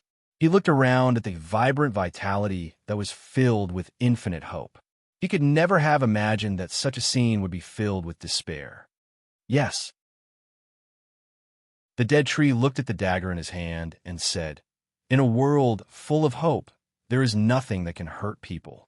This dagger comes from the despair in my heart. You can't do it, so I made one for you. If you want to break out of your dream, you have to kill Tranquil." Chapter 341. Tian Ran was his everything. He only wanted to try his best to protect her. He never thought that he would hurt Tian Ran. Even if it was Tian Ran in his dream, he couldn't bear to kill her. Muyu shook his head. "No, I can't do it. I don't want to see Tian Ran lying in front of me, covered in blood. That's fake," Dead Tree said sternly. Even though he knew that Tian Ran's death wasn't real, he knew that this illusion felt so real that he couldn't find a single flaw in it. In this real and fake world, Tian Ran's death was also real for him. It meant real death for him. This world full of hope was like the false, but incomparably real memory that Phantom had implanted in him. Muyu put down the dagger and asked, "Old man, how are you going to get out of the illusion?" Dead Tree didn't say a word. He turned his head to look at the fake Muyu next to him. He took a deep breath, closed his eyes, and stabbed the fake Muyu in the chest. There was a slight change on his face, which made his body tremble uncontrollably, but he steadied himself and said, "Do you understand now?" Dead Tree's voice was a little strange, which made Muyu startled. The fake Muyu's eyes became dull.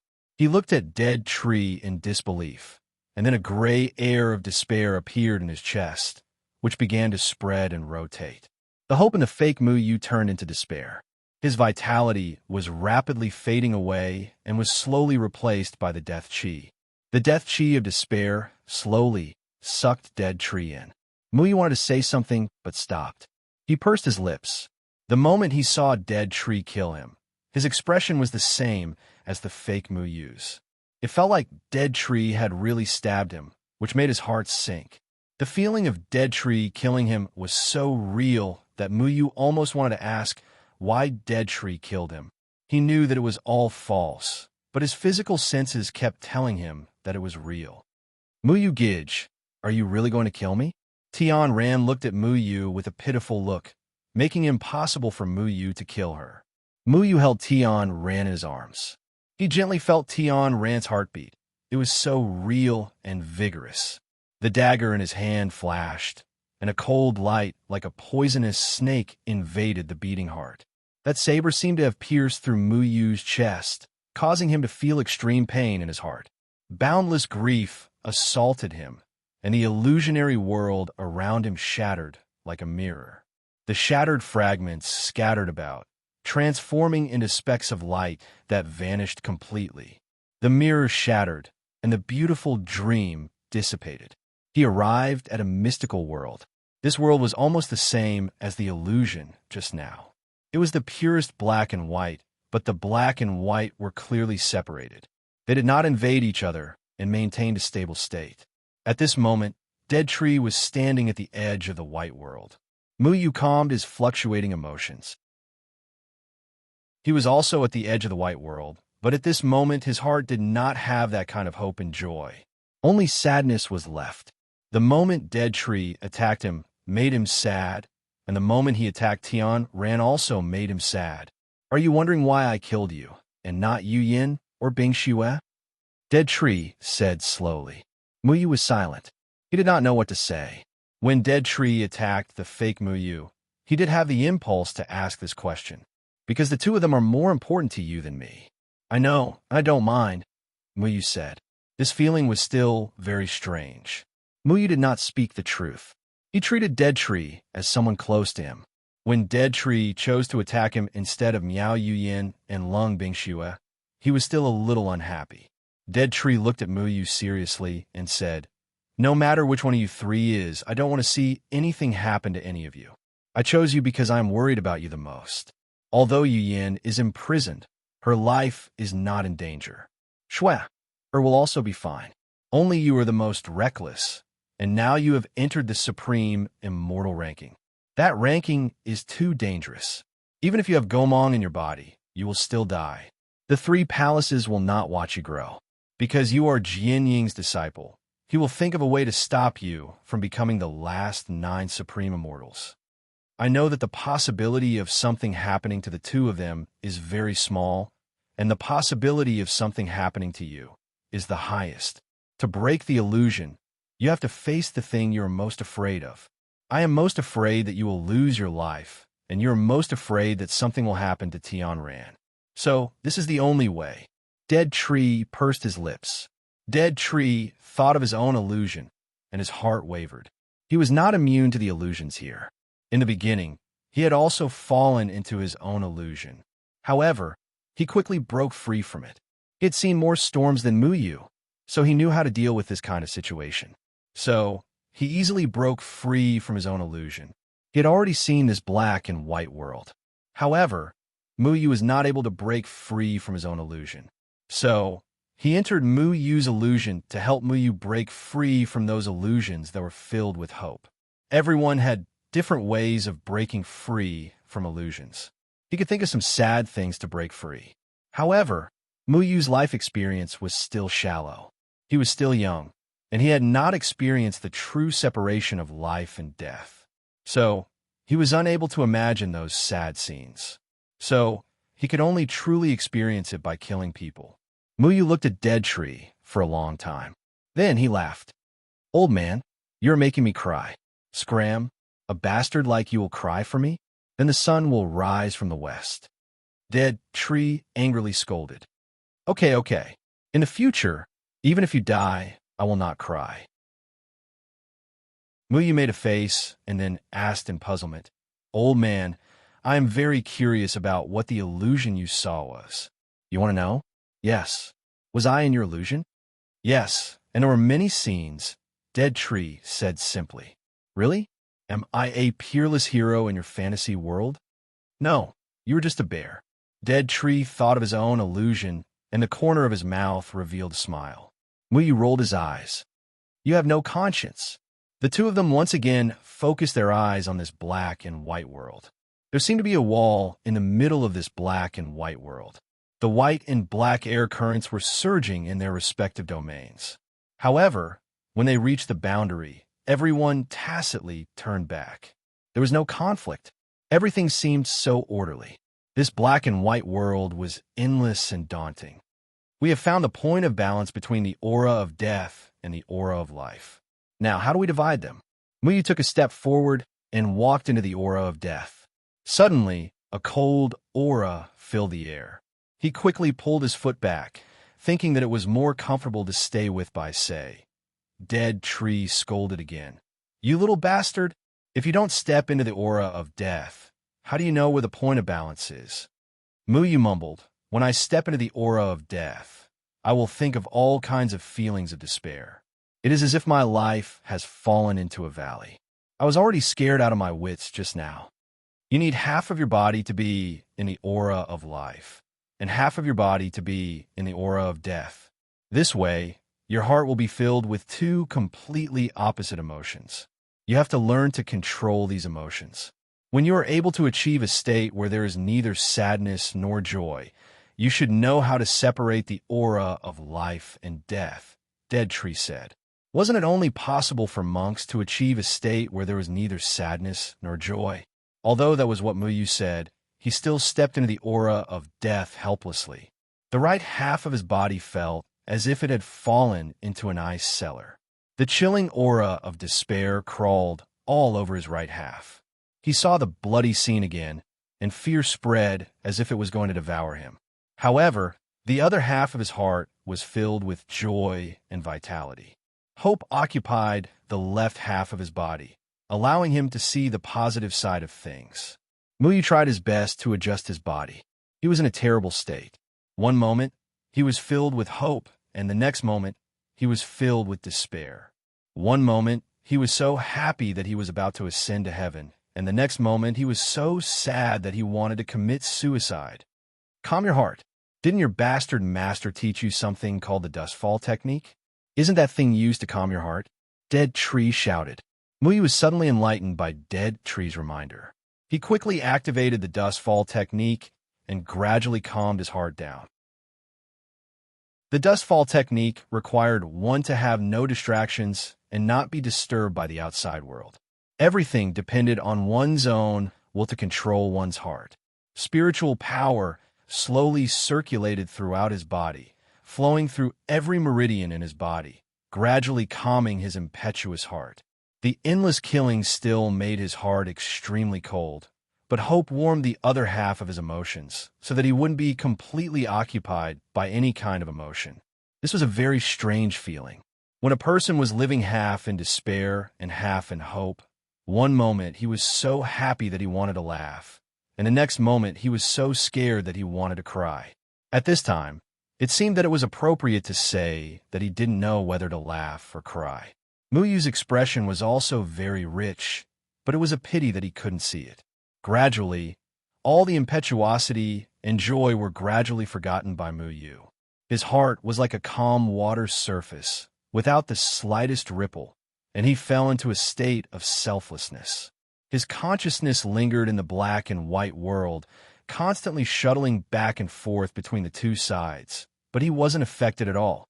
He was looking for the balance between the black and white. Slowly, his expression no longer changed, and the black and white around him calmed down, no longer moving restlessly. It was as if something had summoned it, and it retreated to the two sides like a tide. Kumu suddenly felt something, and the black and white world here began to change. He saw an opportunity and jumped into the intersection between the black and white. His consciousness had already taken the initiative to retreat and return to his own body.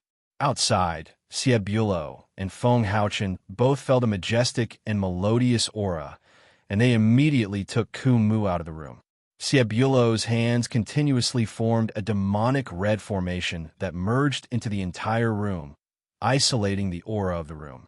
The black and white leaves of the underworld grass in Muyu's hand began to move rhythmically, and a violent aura began to fluctuate. The balance between the black and white was broken, And if it wasn't stabilized in time, the aura of death and the aura of life would escape and occupy this room. Then it would spread to the entire 50-kilometer garden in the south, and, as time passed, it would even spread to the entire 3 continents. Muyu opened his eyes. His left eye flashed with white light, and his right eye was filled with black light. A terrifying aura exploded from his body. Chapter 342. Dawn. Red runes suddenly appeared on the walls and floor of the room, blocking all the black and white chi coming out of Muyu's body. All of Ranra's furniture had turned into nothingness. The entire room had turned into nothingness. Only the purest black gas and white chi were crisscrossing each other. Only the walls and the floor remained intact due to the formation. The netherworld grass is too dangerous. Feng Haochen shook his head. Once an accident happened, the netherworld grass could cause a lot of trouble. If Sieb Yulo wasn't here, he wouldn't have taken this risk. Don't worry, the chi of death and chi of life can't assimilate my formation. Sieb Yulo stroked the 6 evils in his hand and said proudly. He was obviously very confident in his 6th finger. However, his proud expression quickly froze. The whole room suddenly shook again. The chi of life and chi of death started to attack the formation in a frenzy, trying to escape. After the balance between the 2 chi of netherworld grass was broken by Muyu, they didn't merge back together. Instead, they separated and escaped. Life chi and death chi constantly transformed into all kinds of ferocious demonic beasts. The demonic beasts transformed by the death chi were extremely ferocious. Their entire bodies emitted an endless ferocious aura, and with monstrous killing intent, they bombarded the walls that blocked them. The demonic beasts transformed from the chi of life were incomparably holy. However, their holy aura was insufferably arrogant. It was as if the purest energy in the world was trying to influence the red demonic formation. Many evil inscriptions floated out of the red formation. The inscriptions fought against the chi of life and chi of death. They collided and exploded with a destructive power. Even Sieb Yulo's expression changed slightly. I didn't expect it to be so powerful. Sieb Yulo frowned. His hands turned into shadows, and countless inscriptions fused into the formation. Dead tree help, Feng Haochen shouted. He also summoned golden inscriptions from his hands. Countless inscriptions fused into Sieb Yulo's formation, helping him to stabilize his isolation formation. Dead Tree said in a deep voice, I don't have enough spiritual energy. The purple light extreme jade has already consumed a lot of its spiritual energy to deal with Sieb Yulo. I need someone to help me. Feng Haochen had the heaven and earth formation to provide him with endless spiritual energy. However, Dead Tree didn't. Qingyan, Luo Shang, come and help Kumu, Feng Haochen said. Qingyan, Luo Shang, Qiao Shui, Xiang Nan, and the others sensed the commotion in the room and rushed over. The 4 of them didn't know anything about formations, so they didn't know what to do. However, Deadwood's hand had already quickly drawn a small, mysterious formation on the ground, with him as the center enveloping himself. Inject your spiritual energy into this formation, and I will be able to borrow your spiritual energy. Kumu's face turned pale after he finished inscribing the formation. The other 4 hurriedly did as they were told and injected their spiritual power into the formation where the dead tree stood. At the same time, powerful inscriptions burst out from the withered tree's hands and integrated into Sieb Yulo's formation. Qingyan and the others clenched their teeth, because they found that the dead tree was like a whale sucking in the sky, drawing away all the spiritual energy in their bodies. When the dead tree assisted Xie Yulao, it required a large amount of spiritual energy. This shocking cracks had already appeared on the walls of the room. The walls were even starting to deform from the pressure of the life chi and death chi. Countless cracks crawled all over the walls, and if it wasn't for the red and gold formation, the entire room would have been razed to the ground. PFFF.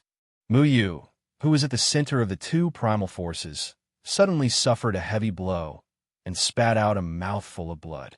His current cultivation seemed so insignificant in front of these two forces, like a grain of sand in the vast ocean, a lonely boat in the huge waves, and could be destroyed at any time. Not good. The formation and the fluctuations of the life chi and death chi are resisting Muyu. He can't withstand it at all. Siebulo, you have to protect him. Feng Haochen shouted. Siebulo only cared about protecting his formation and didn't pay attention to Muyu, who was at the center of the two forces, causing Muyu to suffer a strong impact. Let me do it. The dead tree integrated his formation into Muyu's body and helped him to counteract the pressure of a life chi and death chi on Muyu, but he also spat out a mouthful of blood. This force was not something he could withstand. His expression was very worried, but this was all he could do. At this moment, no matter who rushed in, they would be assimilated by the life chi and death chi, and there was no chance of survival. Muyu was also relying on being at the center of the two forces to counteract the tearing force and barely survive. At this moment, Muyu was trying to survive in a crevice. Every inch of his skin was being squeezed and torn, but just as they were about to be destroyed, they counteracted each other. That kind of pain that was worse than death engulfed his entire body, and his bones felt like they were about to fall apart. Small lacerations even appeared on his skin, and fresh blood flowed out continuously. Muyu was in so much pain that he wished he was dead. He wanted to scream, but his throat was being torn, and he couldn't make any sound. A terrifying crack even appeared on his dantian. The dantian was a person's foundation, and if it was damaged, it would be irreversible. It also meant that his cultivation had come to an end. Even peerless experts like Jian Ying and Chun Feng couldn't repair their dantian after being injured by the heaven and earth array. Muyu's face became paler and paler, and all the spirit energy in his body suddenly poured out and escaped from his body. His entire body quickly became dispirited, and his cultivation continued to weaken. Do something. You too. Make him stop. The dead tree roared. How could the three people outside not see that Muyu was seriously injured at this moment, and her life was in danger, but at this moment there was no one who could help her? The dead tree's body trembled. He knew that separating the life chi and death chi from the underworld grass was very dangerous, but he thought that with Feng Haochen and Siebulo here, nothing would happen to Muyu. But now, it seemed that even the two of them couldn't resolve the danger Muyu was in. The balance between the life chi and death chi has been broken. If we stop him, the consequences will be unimaginable. Siebulo's expression became serious. He didn't expect this to happen. In fact, it wasn't just him. Even Feng Haochen didn't know how dangerous separating the underworld grass was. This kind of primitive power was too overbearing, and it wasn't something that an ordinary cultivator could resist. Inscriptions suddenly flew out from the surrounding runes and broke through the layers of barriers, wanting to protect Muyu. However, the life chi and death chi directly surrounded all of the inscriptions and swallowed them up, not giving Siebulo any chance to do so. Sword Spirit, Little Handsome. Feng Haochen had already rushed out of the courtyard and jumped into Lan Ling Er's room. Little Handsome had been following Lan Ling for the past few days, and at this moment, he was lying on Lan Ling Er's bed and sleeping. Lan Ling was cultivating on the side, and when she saw her master hurriedly pull Little Handsome out, she wanted to ask what happened, but Feng Haochen had already taken Little Handsome away and returned to Siebulo's side. At this moment, the walls of the room had already been turned into death chi and life chi, leaving behind only the illusory red runes that trapped the two most primitive powers. Everyone could clearly see Muyu's current situation. At this moment, Muyu was like a man covered in blood. Little Handsome was grabbed by Feng Haochen in a daze. He opened his eyes and asked, "Old man, what are you doing?" "Little Handsome, I know you don't have any memories now, but you are one of the purest living beings in the world. You will not be disturbed by the life chi and death chi. Enter the array and protect Muyu," Feng Haochen said sternly. Why did you only call me now? He will die." Little Handsome was also shocked when he saw Muyu's situation. He immediately understood what had happened, and without saying anything, he directly passed through the red runes and entered the pitch-black death chi. He turned into a white light and landed on Feng Haochen's shoulder. An endless amount of spiritual chi enveloped Mu Yu, nourishing Mu Yu's damaged Dantian. Only then did Mu Yu's pain lessen slightly. He moved the 9 Aura Soul cleansing flower in his hand. He knew that he had to use the 9 Aura Soul cleansing flower to suppress the rampaging life chi and death chi. However, the surrounding powers were too domineering, and he couldn't free his hands to separate the 9 Aura Soul cleansing flower. Stupid sword, hurry up and come out. Little Handsome used his little claws to pull Mu Yu's universe and sleeve and pulled out the shadow clone sword. Mu Ling flashed with a green light and floated horizontally in midair. The green light trembled slightly, but the green light was also snatched away by the life chi and death chi. Whoa! Mu Ling trembled and wanted to suck Mu Yu into its body. However, a wave of resistance came from Mu Yu's body. I cannot give up. If I am interrupted, the life chi and death chi will go out of control. Mu Yu transmitted his thoughts to Mu Ling. Mu Ling shook, as if it was protesting something. It turned the tip of its sword towards Little Handsome. Little Handsome's lazy expression changed as it said, I know what you are thinking. Go and devour the death chi. I will think of a way to deal with the life chi. The wood spirit had already rushed into the death aura. The holes on the sword emitted a strong suction force, and all the death aura was directly swallowed into the sword. It was like swallowing a rainbow, but the holes on the sword did not show any signs of healing. The death chi also started to transform into all kinds of ferocious demonic beasts. They tore at Mu Ling, and black engravings appeared on Mu Ling's body. Little Handsome's big tail moved in the white light. A strong life force enveloped its body. The life chi wanted to destroy Little Handsome, but Little Handsome once again proved that it was undeniably thick-skinned.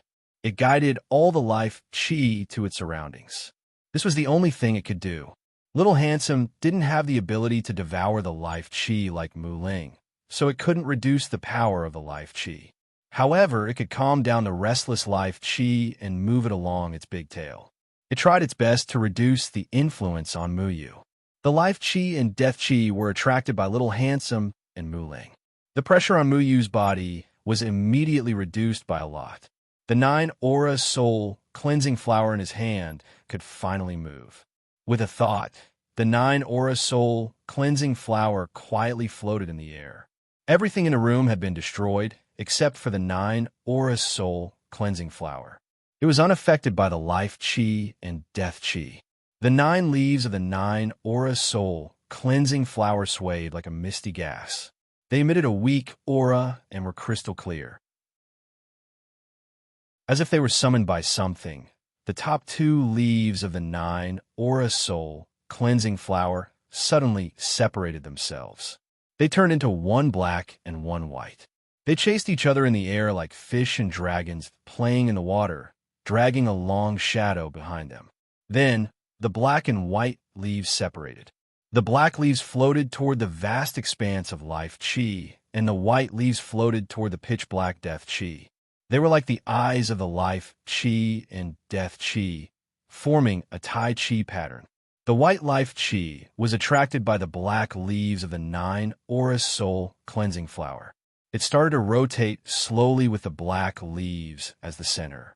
It formed a whirlpool, and all the life chi slowly merged into the black leaves.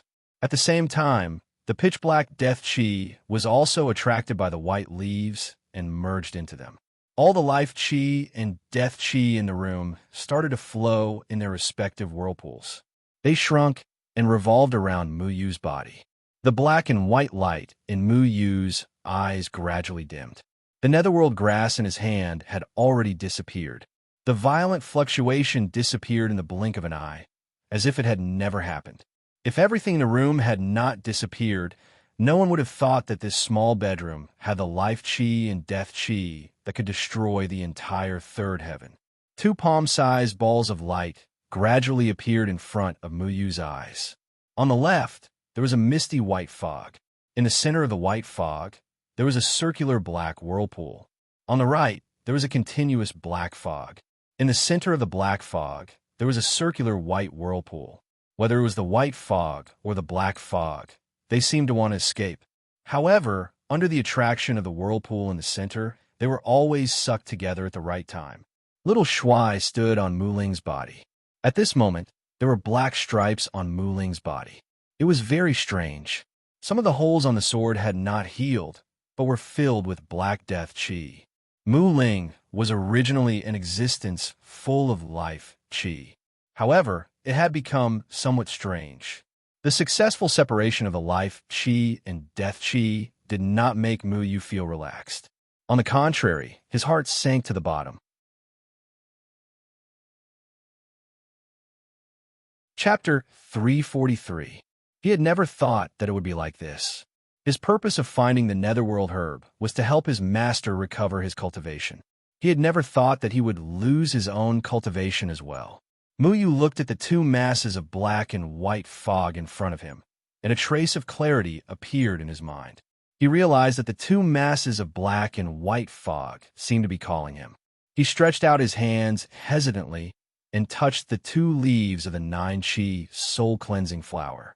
A chaotic aura from afar suddenly came from the two leaves of the 9-chi soul-cleansing flower and flowed through Mu Yu's index finger. This aura contained two completely different forces that intertwined with each other and flowed through every meridian in Mu Yu's body. The aura of life and death constantly flowed through Mu Yu's body, healing the various wounds on Mu Yu's body. Under his astonishment, the damage in his dantian was gradually being repaired. Spiritual power also flowed out of his dantian continuously. Two vortexes, one black and one white, appeared in the center of his dantian, chasing each other like a Tai Chi diagram. A strange black and white spiritual power gushed out from the center of the vortexes and flowed through his meridian. If the original spiritual power was the purest form of power, then the spiritual power in Mu Yu's body at this moment was a mixture of black and white, but it had returned to its original state. It had a vast momentum that balanced the aura in his body. The black and white spiritual power flowed continuously, and Mu Yu's cultivation kept rising. The black and white vortexes in his dantian allowed his cultivation to break through the original shackles, allowing him to step into the fifth sky of out-of-body realm. Buzz! When the power in Mu Yu's dantian was expanded to the limit, the black and white spiritual power of the 9-chi soul-cleansing flower automatically calmed down. Then the two leaves kept shrinking, absorbing the surrounding aura of life and death into the leaves. What a strange power! Mu Yu felt the black and white spiritual power in his body. He felt as if he had been reborn. He moved his mind slightly, and his left hand was filled with a faint holy white light, like the surging primitive vitality. His right hand was slightly covered with a simple black light, like the power at the end of the world, dignified and solemn. These two completely different powers made him click his tongue in wonder. He didn't expect to benefit from a disaster and be possessed by this kind of power. However, this was not the time to sigh. The energy in his body was still circulating, and he had to stabilize it. Thus, he quickly closed his eyes and began to cultivate. After an unknown period of time, the two forces in his body finally flowed freely under his control. He opened his eyes and found that there was nothing around him. Even the ground he was standing on had been blasted into a huge pit. It was the red array pattern that was holding him up in midair. "You're awake?" Deadwood's slightly tired and pleasantly surprised voice came from behind. Mu Yu turned his head and found Deadwood sitting cross-legged outside the protective array. Seeing that Mu Yu was fine, Kumu finally let out a sigh of relief. It's been half a month, and he's finally woken up. What a troublesome bastard. Kumu's eyes were bloodshot, as if he hadn't rested for a long time. He scolded unhappily, but there was a hint of relief in his tone. Ever since Mu Yu's accident, Kumu hadn't left and had been guarding this place. Mu Yu helplessly touched the back of his head and muttered, "The first thing I do when I wake up is to be scolded by you. How unlucky." However, The life energy and death energy of the netherworld grass had finally been separated. At this moment, it was fusing with the 2 leaves of the 9-chi soul-cleansing flower. The 9-chi soul-cleansing flower could only temporarily suppress the life energy and death energy of the netherworld grass. According to Kumu, it would probably be unable to suppress them after a year. When the time came, the life energy would be handed to Feng Haochen and brought into the Moyun mountain range. As for the death energy, he would find a way to deal with it. Siebulo and Feng Haochen also rushed over. Siebulo undid the protective array pattern, and Muyu was finally able to walk out of the array. He handed the life energy of the netherworld grass to Feng Haochen. Master, with this, you will be able to recover your cultivation soon. Muyu was somewhat excited. He had been busy for so long just for this moment. As long as his master recovered his cultivation, he would no longer need to fear the threefold palace. At that time, Tianran would also be able to reunite with Feng Haochen. Feng Haochen saw that Muyu wasn't injured and that his cultivation had increased by another level. He also let out a sigh of relief and said, "It's good that you are fine." Siebulo stared at the death energy of the netherworld grass in Muyu's hand and said, "Brat, your Mu Ling is a life energy object, but it is the best way to absorb the death energy. Based on the current situation, if you want to get rid of the death energy of the netherworld grass in the future, it will very likely become a purely dead object. You have to be mentally prepared." Muyu nodded. He also felt a bit guilty about the Mu Ling. The Mu Ling had saved him many times. After being disturbed by the death aura this time, its body had lost a trace of vigorous vitality, but gained a kind of thick and solid aura. This kind of aura was completely different from its original vitality. No one knew what would happen if it completely absorbed the death aura. For the next few days, Muyu was adapting to the strange black and white spiritual energy in his body.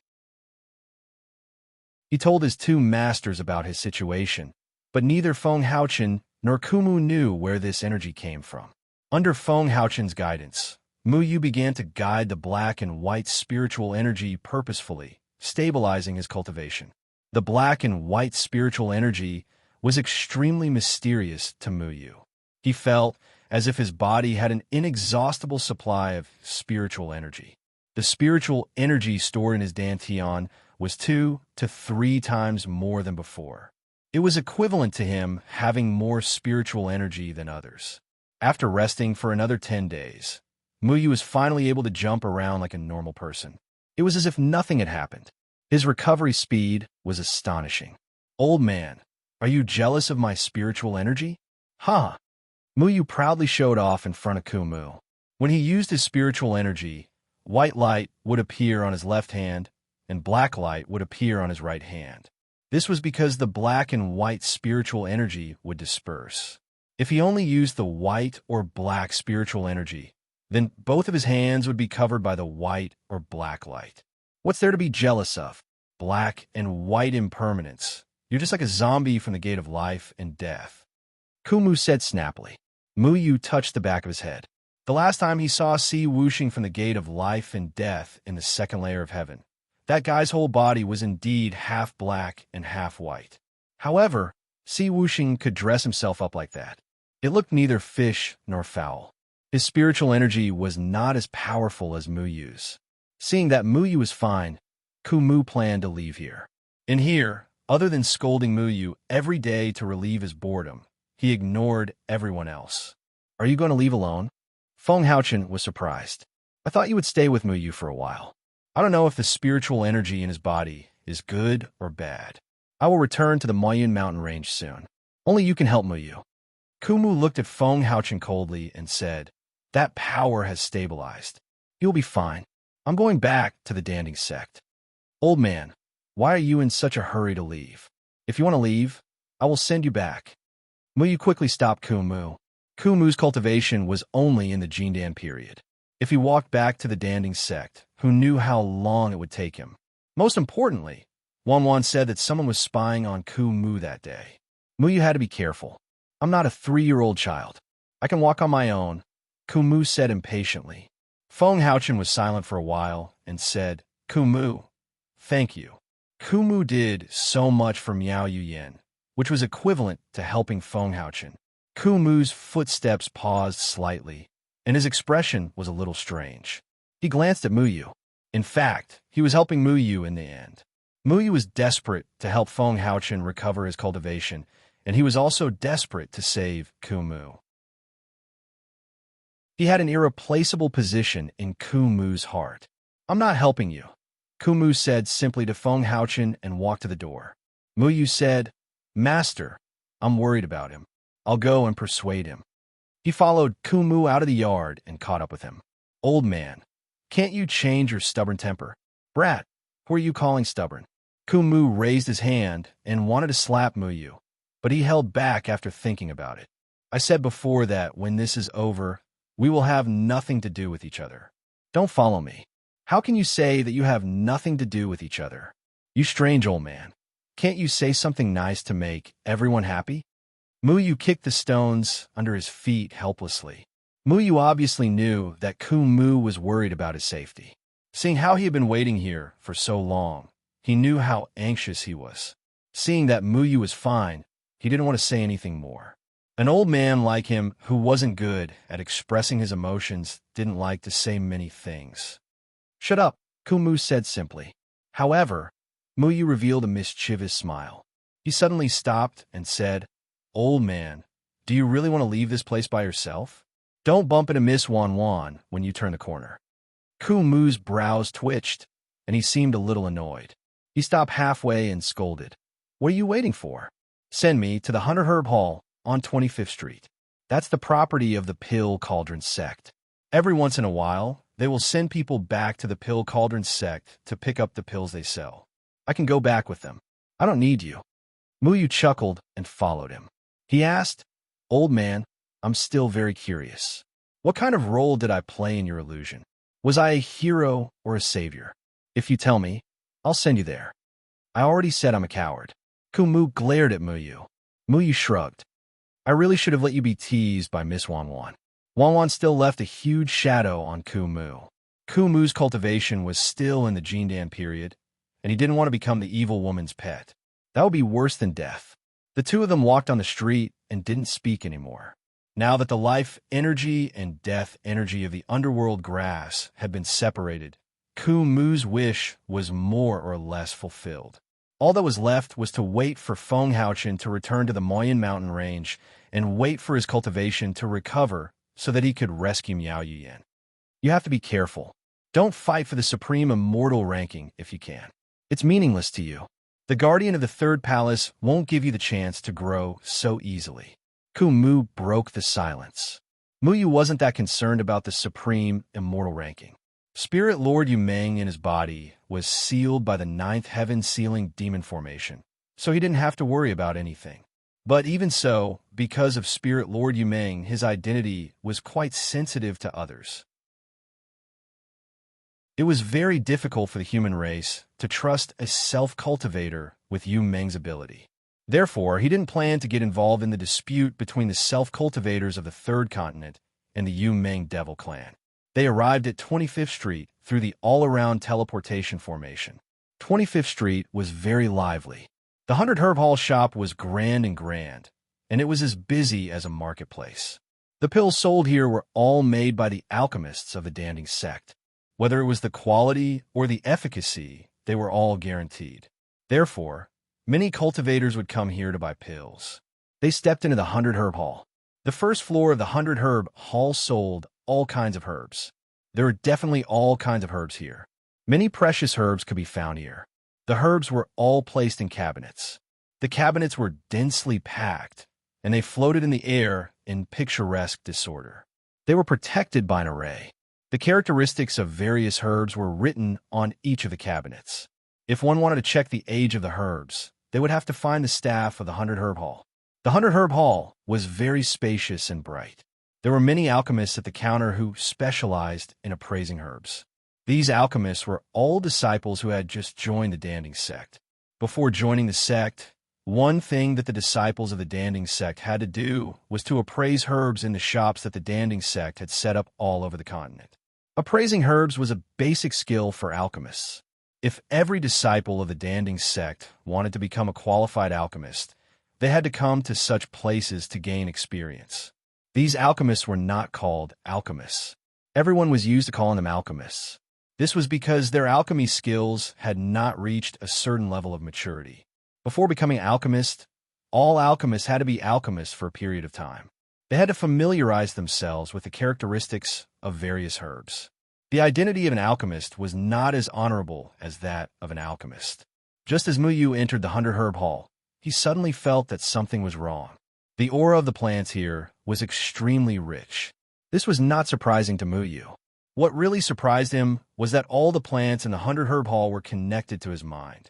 As long as he wanted, he could even make those herbs sprout and take root, blossoming into branches. How is this possible? Muyu was slightly surprised. In the past, if he wanted to control a certain herb, he would have to touch it. But today, it seemed that he didn't need to touch it at all. With just a thought, he could control a plant 200 feet away from him. How did his ability to control would suddenly become so powerful? There were a lot of people inside the 100-herb hall. Some people were here to buy herbs and pills, while others were here to sell herbs. Different herbs had different prices for different spirit stones. There were a dozen or so Tier 4 alchemists who were here to give pointers to these rookie alchemists. My hateful night sky lotus is at least 2,000 years old. You actually said that's only 1,000 years old? Are you deliberately lowering the price? At this moment, a sharp voice came from one of the counters. A young man with a face full of pockmarks shouted in dissatisfaction at the alchemist who was appraising the herbs. His voice was very penetrating, covering the voices of many people, attracting everyone's attention. Muyu looked towards the direction of the voice. On the counter, a black lotus was emitting a mysterious aura, gently swaying. This pockmarked youth seemed to have an argument with the alchemist on the counter because of the age of the herb. The pockmarked youth insisted that the age of the hateful night sky lotus in his hand was deliberately lowered by the alchemist. One had to know that the price difference between 1,000 and 2,000-year-old hateful night sky lotus was not just one grade.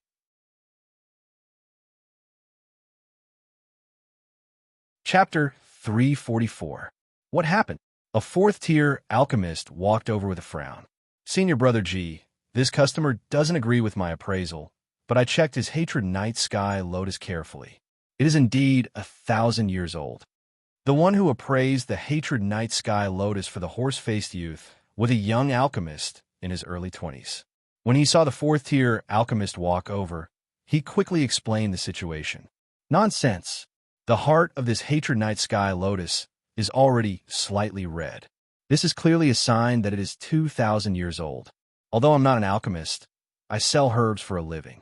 I still have some common sense. The pockmarked youth retorted with spittle flying everywhere. Fellow cultivator, please calm down.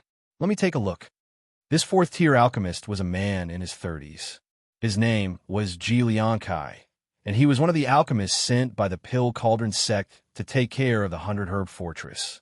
As an alchemist, his words carried more weight than an alchemist's. The pockmarked youth's anger subsided a little, but he still didn't give up. Alchemist, please take a look. At the same time, teach the alchemist what the difference is between 1,000 and 2,000 years old.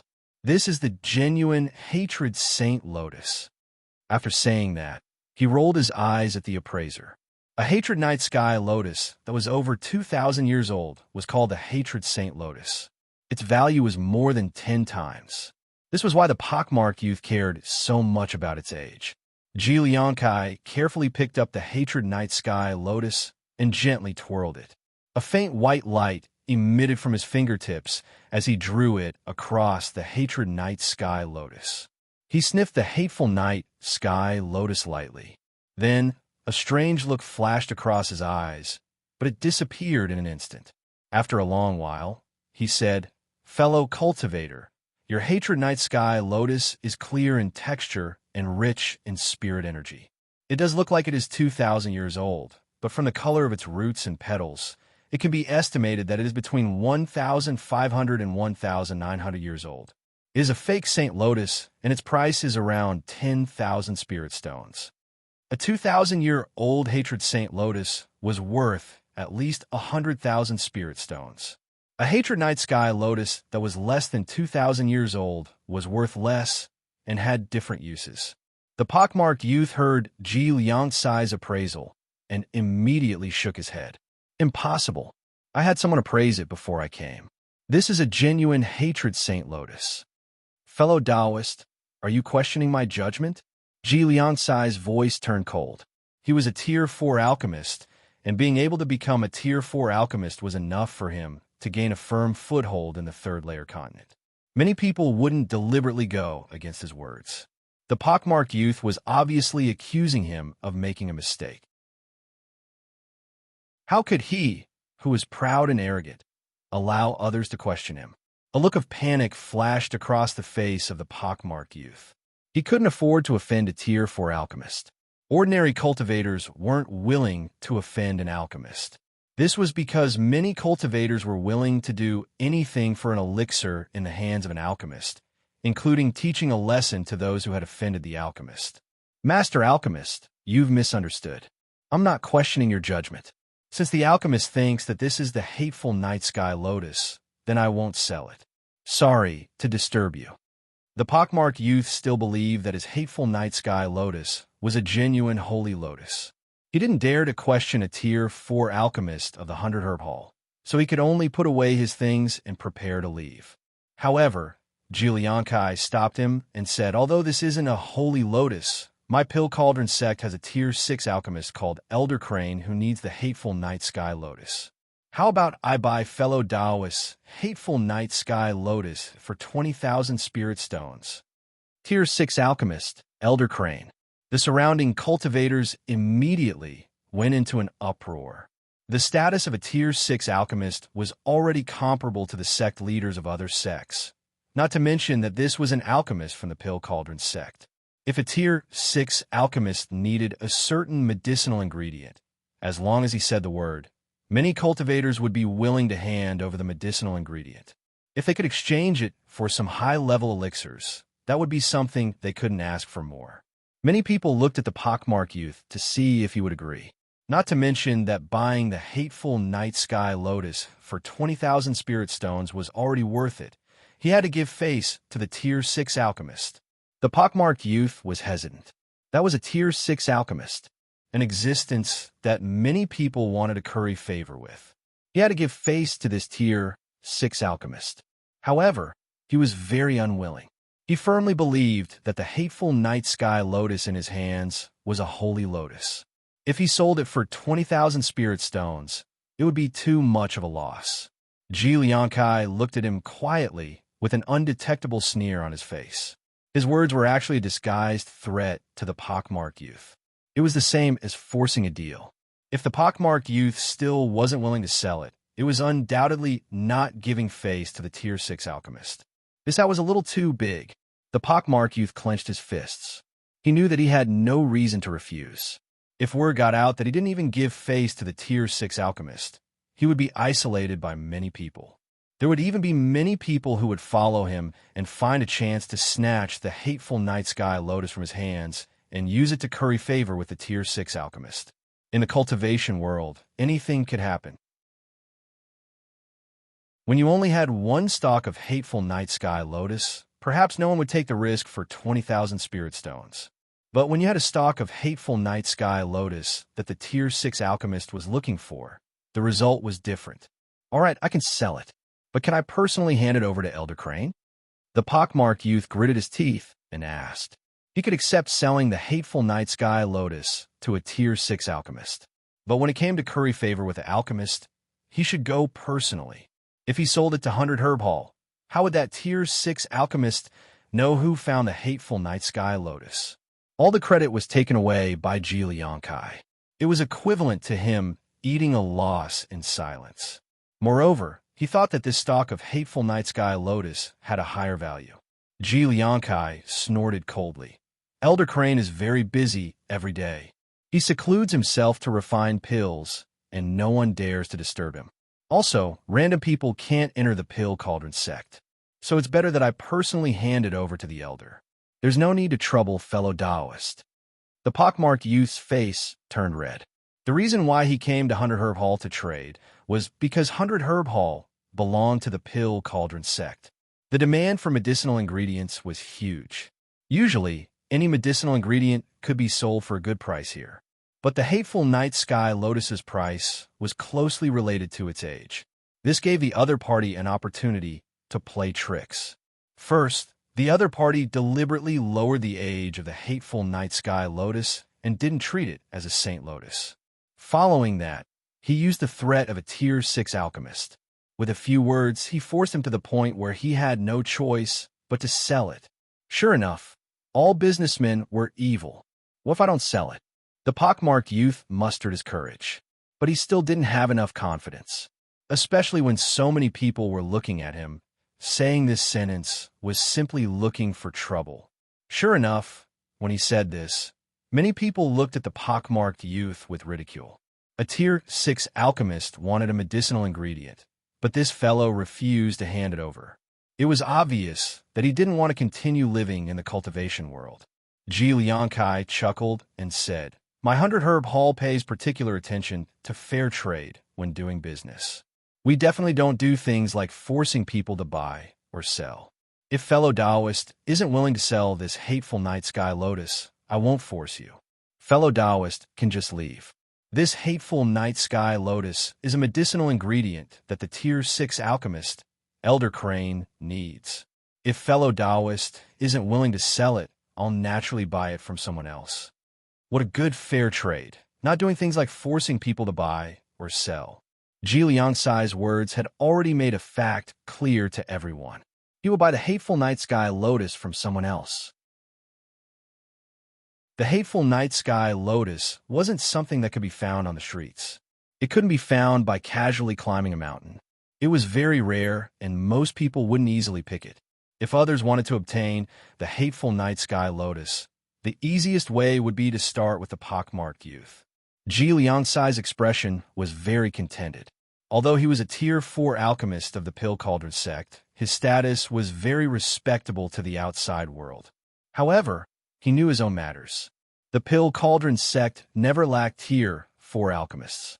Alchemists that could be sent to the various 100 Herb Halls of the 3 continents to handle business actually had no value in nurturing them. They could only be used to handle some mundane matters. And this hateful night sky lotus was indeed something that Elder Crane had entrusted him with some time ago. He didn't dare to be careless about Elder Crane's matters and had spent a lot of effort searching for it. Today, he finally found one with great difficulty. He could tell that this hateful night sky lotus was a holy lotus. However, doing business all year round would naturally find all sorts of excuses to maximize the benefits. Ordinary medicinal herbs were sold according to the market price. The 100 Herb Hall wouldn't brazenly lower the price. However, the difference between the hateful night sky lotus and the holy lotus was like heaven and earth. Even if it was 1,999 years and 2,000 years old, it was still a world of difference. Thus, he wanted to use this point to earn some profit. The pockmarked youth clenched his teeth. He had already sensed that many unkind gazes were sweeping over him. Some people didn't even bother to hide the greed in their eyes. This pockmarked youth was only a Yuanying stage cultivator. He was afraid that as soon as he walked out of the 50-mile garden in the south, he would be besieged by a large group of Yuanying stage and even out-of-body stage cultivators. He knew that if he didn't know what was good for him today, not only would he lose the hateful holy lotus in his hands, he would also lose his life. "All right, I'll sell it." The pockmarked youth spat out these words with difficulty. He had no way of refusing it all. In the Ziotionist world, fighting over medicinal herbs was a common occurrence. If his cultivation was higher, he wouldn't need to fear others. Unfortunately, he was only a Yuanying stage cultivator.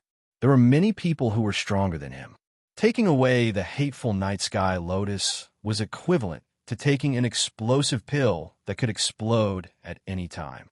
In front of his life, he had no choice but to compromise. "Then I'll thank fellow Taoist on behalf of Elder Crane." Ji Liangcai put on a fake smile on his face. The other unkind cultivators also revealed disappointed expressions. If the pockmarked youth had chosen to sell it, then they wouldn't have risked causing trouble for the pockmarked youth. Although 20,000 spiritual stones wasn't a small amount, it wasn't enough to cause trouble for someone else for 20,000 spiritual stones. Many people cared more about the familiarity of giving the herb to the pill master. In everyone's eyes, the pockmarked youth had undoubtedly made the right choice. But I feel that this isn't just a simple, hateful night sky lotus. It's more than 2,000 years old. A voice sounded from the back of the crowd. Speaking up at this time was clearly challenging the authority of 100 Herb Hall. Ji Liang Kai's face immediately darkened. He coldly asked, "Which fellow Taoist is gossiping here?" Many people also turned their heads to look for the person who spoke. They were prepared to see which reckless fellow dared to cause trouble in 100 Herb Hall.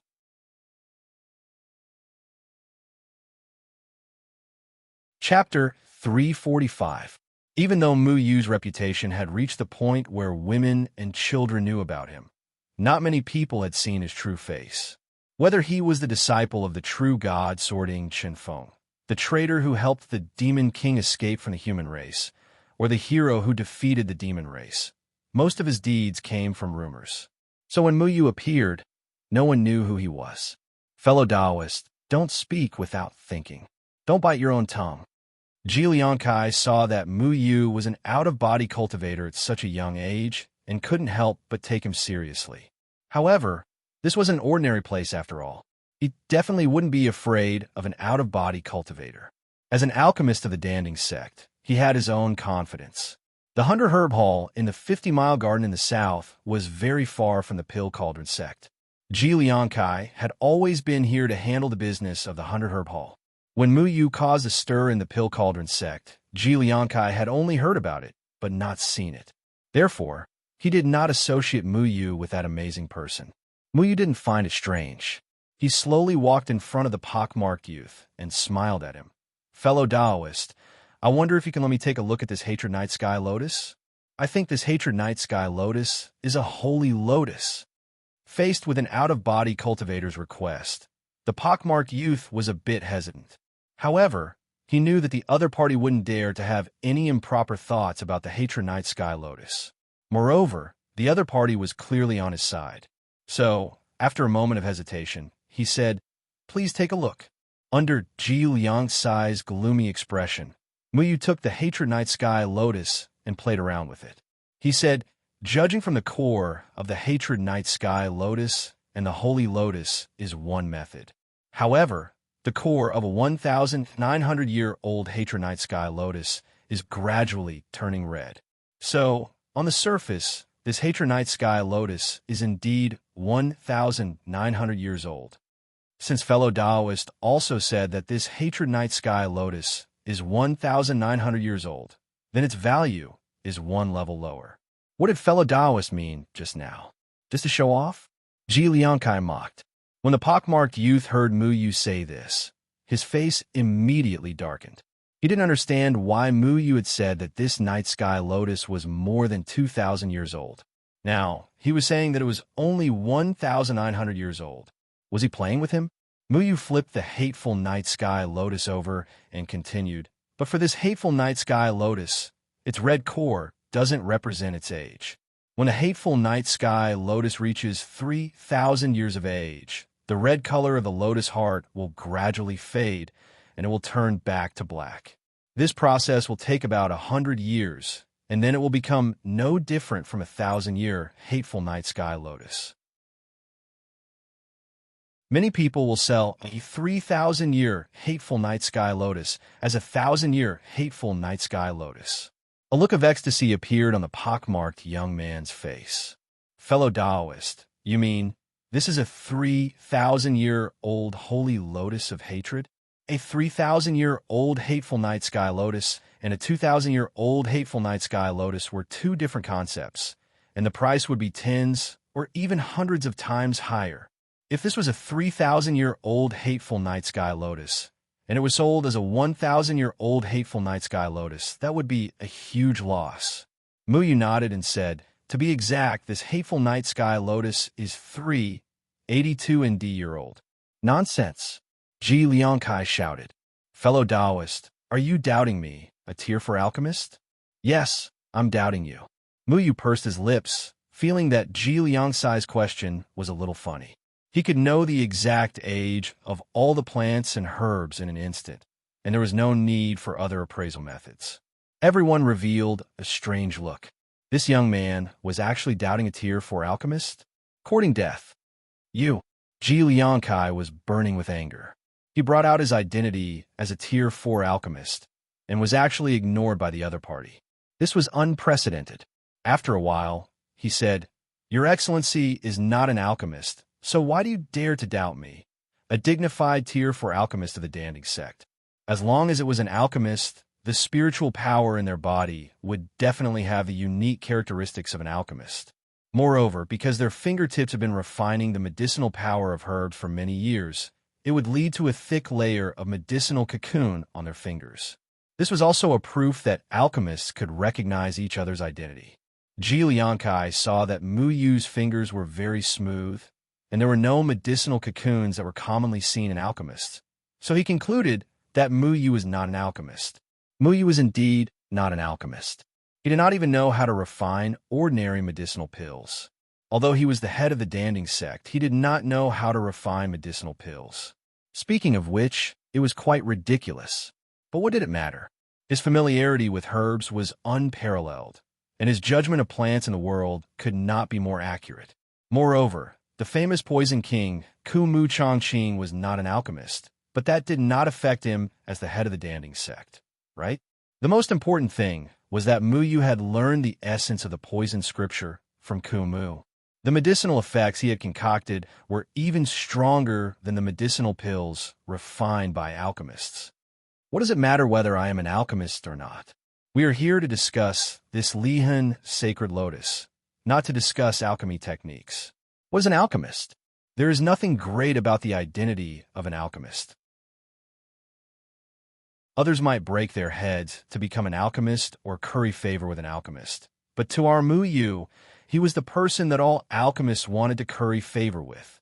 Unfortunately, his words in front of outsiders became the synonym of a frog at the bottom of a well. Who is this guy? Speaking nonsense in the Danding sect's 100 Herb Hall. He actually dares to belittle the identity of an alchemist? There is something wrong with his brain. Not to mention that Ji Liangkai is a tier 4 alchemist of the Danding sect. Even if he did not come from the Danding sect, the identity of an alchemist is extremely respected. He actually dares to say that the identity of an alchemist is nothing great? He is probably a country bumpkin from some small sect. He has a cultivation base, but he does not have the slightest bit of common sense. People from big sects would not be so stupid as to say such things. Jumping clown. The surrounding people began to discuss animatedly. They were all mocking Mu Yu for having a hole in his head. He even dared to belittle the identity of an alchemist. He was really retarded to the extreme. Everyone in the 100 Herb Hall stood on Ji Liangsai's side. Some people, in order to curry favor with Ji Liangkai, even began to curse this arrogant young man in a low voice.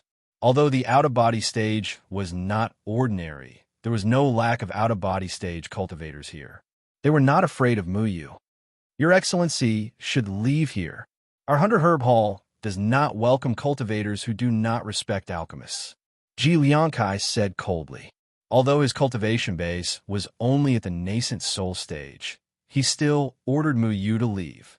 Mu Yu lazily said, "You are in such a hurry to chase me away. Could it be that you have a guilty conscience?" Ji Liangkai was so angry that he laughed and said, "I am a dignified tier 4 alchemist. Why would I have a guilty conscience? I just disdain to compete with people who talk nonsense. If you're sincere in doing business, I will naturally accompany you. If you are deliberately causing trouble, then you have come to the wrong place. Our 100 Herb Hall is not a place where just anyone can come and behave atrociously." Just as Ji Liangsai's voice fell, 2 out-of-body stage guards appeared out of nowhere. In the blink of an eye, they had already arrived beside Mu Yu. "Your Excellency, please." They were both out-of-body stage cultivators, so these 2 guards were already very polite.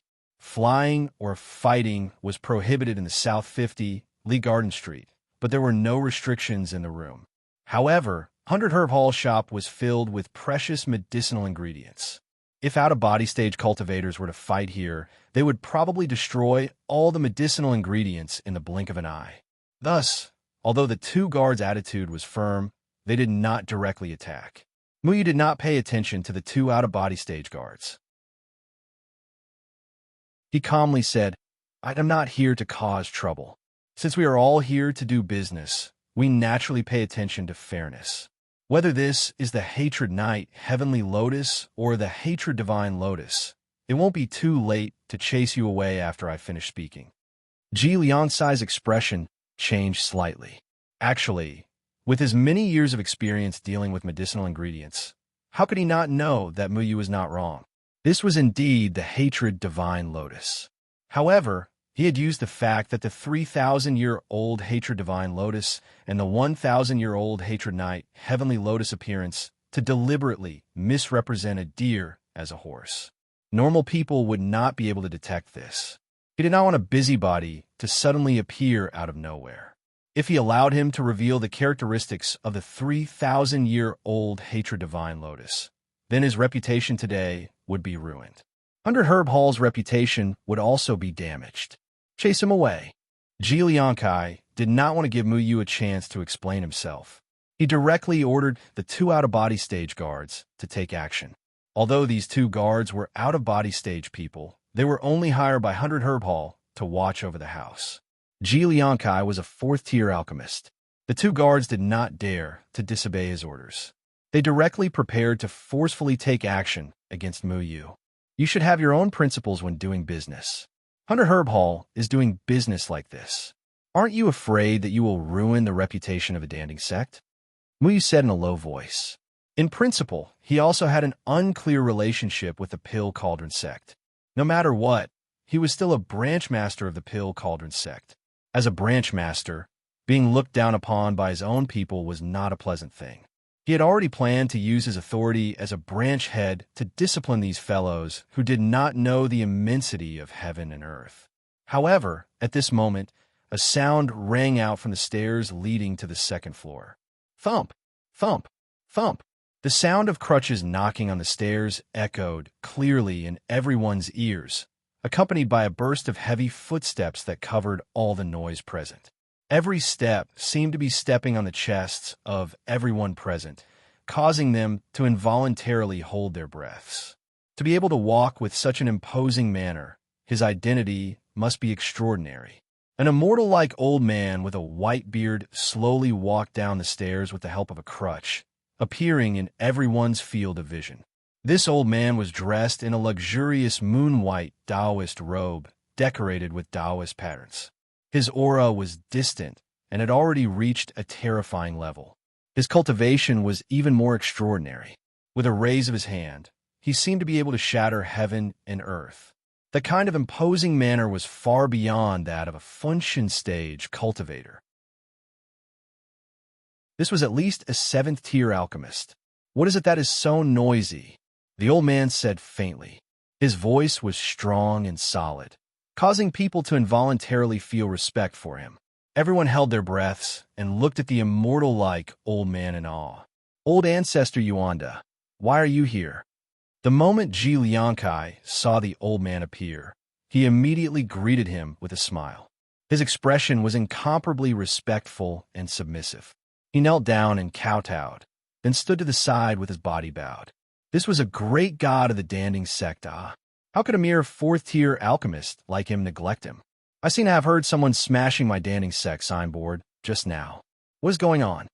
The old man glanced at Ji Liangsai and asked. Ji Liangsai seemed to have found a backer and immediately became spirited. He pointed at Muyu and said arrogantly, "Old ancestor, it is this person who came to our 100 Herb Hall to cause trouble and said that he wanted to smash our 100 Herb Hall's signboard. This guy was really shameless. He actually made things up out of nothing." Oh, the old man's gaze followed the direction Ji Liangsai was pointing at and saw Muyu. He was slightly startled.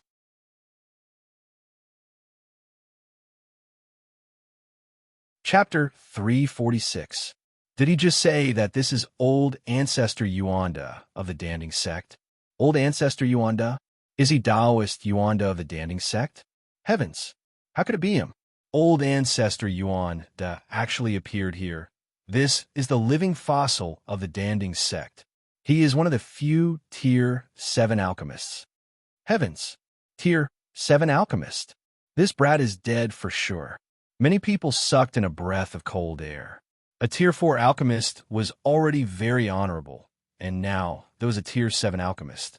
If this kind of identity walked out, he could casually stomp a large number of salted fish to death. Everyone looked at Muyu as if they were looking at a dead man. Just a moment ago, Muyu was still belittling the alchemists, and now the Danding sect directly sent a big shot. They were afraid that this guy's and would be very ugly. This old bastard is called Old Ancestor Yuanda. Muyu had never heard the name of the old man guarding the pavilion and did not know what it meant in the cultivation world. Anyway, he liked to call him the old man guarding the pavilion. At this moment, when he heard the words Old Ancestor Yuanda, he did not have time to turn around. In the past, when he saw the old man guarding the pavilion, he always dressed very casually, coarse clothes, and his hair was messy, looking like a guy who had not washed his hair for decades. But at this moment, the old man guarding the pavilion did not have the same sloppy appearance as before. His white beard and white hair were meticulously combed, and his clothes were incomparably luxurious. He looked completely different from the old man he used to be.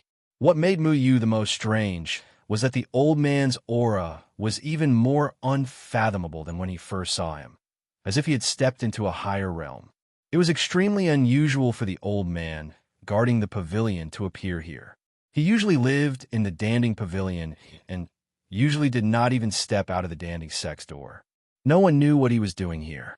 Are you the one who wants to smash the reputation of the Danding sect? The old man asked seriously. His eyes wandered among the crowd and finally found Deadwood, who was watching the show in an inconspicuous corner. However, Deadwood didn't even look at him. Muyu really wanted to rush over and point his finger at the old man's nose and scold him. Previously, in order to get Muyu to help remove the wood dregs on his body, he pretended to be a grandson. Now, he actually pretended not to know Muyu. That's right, it's him. A brat who doesn't know the immensity of heaven and earth actually dares to speak without thinking and challenge the authority of our pill cauldron school. Ancestor, I don't know which broken sect sent this clown. Ji Liangkai slowly began to speak. A clown? A broken sect? Shut up. Wasn't it embarrassing enough? Do you know who he is? The old man frowned and scolded. Ji Liangkai was somewhat confused by the ancestor's scolding. He thought that the ancestor would at least teach this guy a lesson for belittling alchemists. He didn't expect that he would be the one to be scolded. He is the new branch master of the Pill Cauldron School's Green Bamboo Peak, Muyu. Which broken sect did you just refer to? The old man snorted. His voice was like thunder, booming in Ji Liangkai's mind. What? He is Muyu. Ji Liangkai was struck by the old man's thunderous words, and his mind went blank. He remembered that last month, the Pill Cauldron School had sent news that the new branch master of the Green Bamboo Peak had already taken up the position. However, because the Green Bamboo Peak had never interfered with the affairs of the Pill Cauldron School, no matter who became the branch master, it had nothing to do with most of the Pill Cauldron School's disciples. This was not the main point. The main point was the two words Muyu. This brat is from the Pill Cauldron School. Wait a minute. Muyu. Why does this name sound so familiar? Muyu? Muyu. Isn't the true god sword Shadow Chunfeng's disciple also called Muyu? That's right. It said that Sword Shadow Chunfeng's disciple is also from the Pill Cauldron School. Everyone was shocked by the old man's words. That was Sword Shadow Chunfeng's disciple. Jianing Chunfeng was a true god who had saved the entire human race. His disciple was no ordinary person either. Time and time again, he had caused an uproar in the cultivation world. No one would have thought that the young man who had been ridiculed as a clown was actually the famous Muyu. Oh my god. Just now, he actually called the true god's disciple a country bumpkin. Suddenly, everyone's face was slapped loudly. Plop. Ji Liangkai sat on the ground paralyzed. His face suddenly lost all color, and his body couldn't help but tremble. He actually called the branch master of the Pill Cauldron School a clown in front of everyone. He even wanted to chase him out of the 100 Herb Hall. This was a matter of deceiving one's master and destroying one's ancestors. The smell of urine came from his crotch. Ji Liansai's pants were wet. His body trembled like a sieve. He was actually so scared that he lost control of his bladder. Useless. The old man reprimanded unhappily. Do you know that your words just now are enough to cripple your cultivation and chase you out of the Pill Cauldron School? Ji Liankai suddenly came to his senses. He scrambled to kneel in front of Muyu and kowtowed repeatedly. Branch Master, this lowly one has eyes but failed to recognize Mount Tai. This lowly one deserves to die for offending you.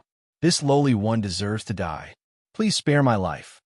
Although Muyu didn't know why the usually carefree old man suddenly became so serious, he really did have the appearance of an otherworldly expert.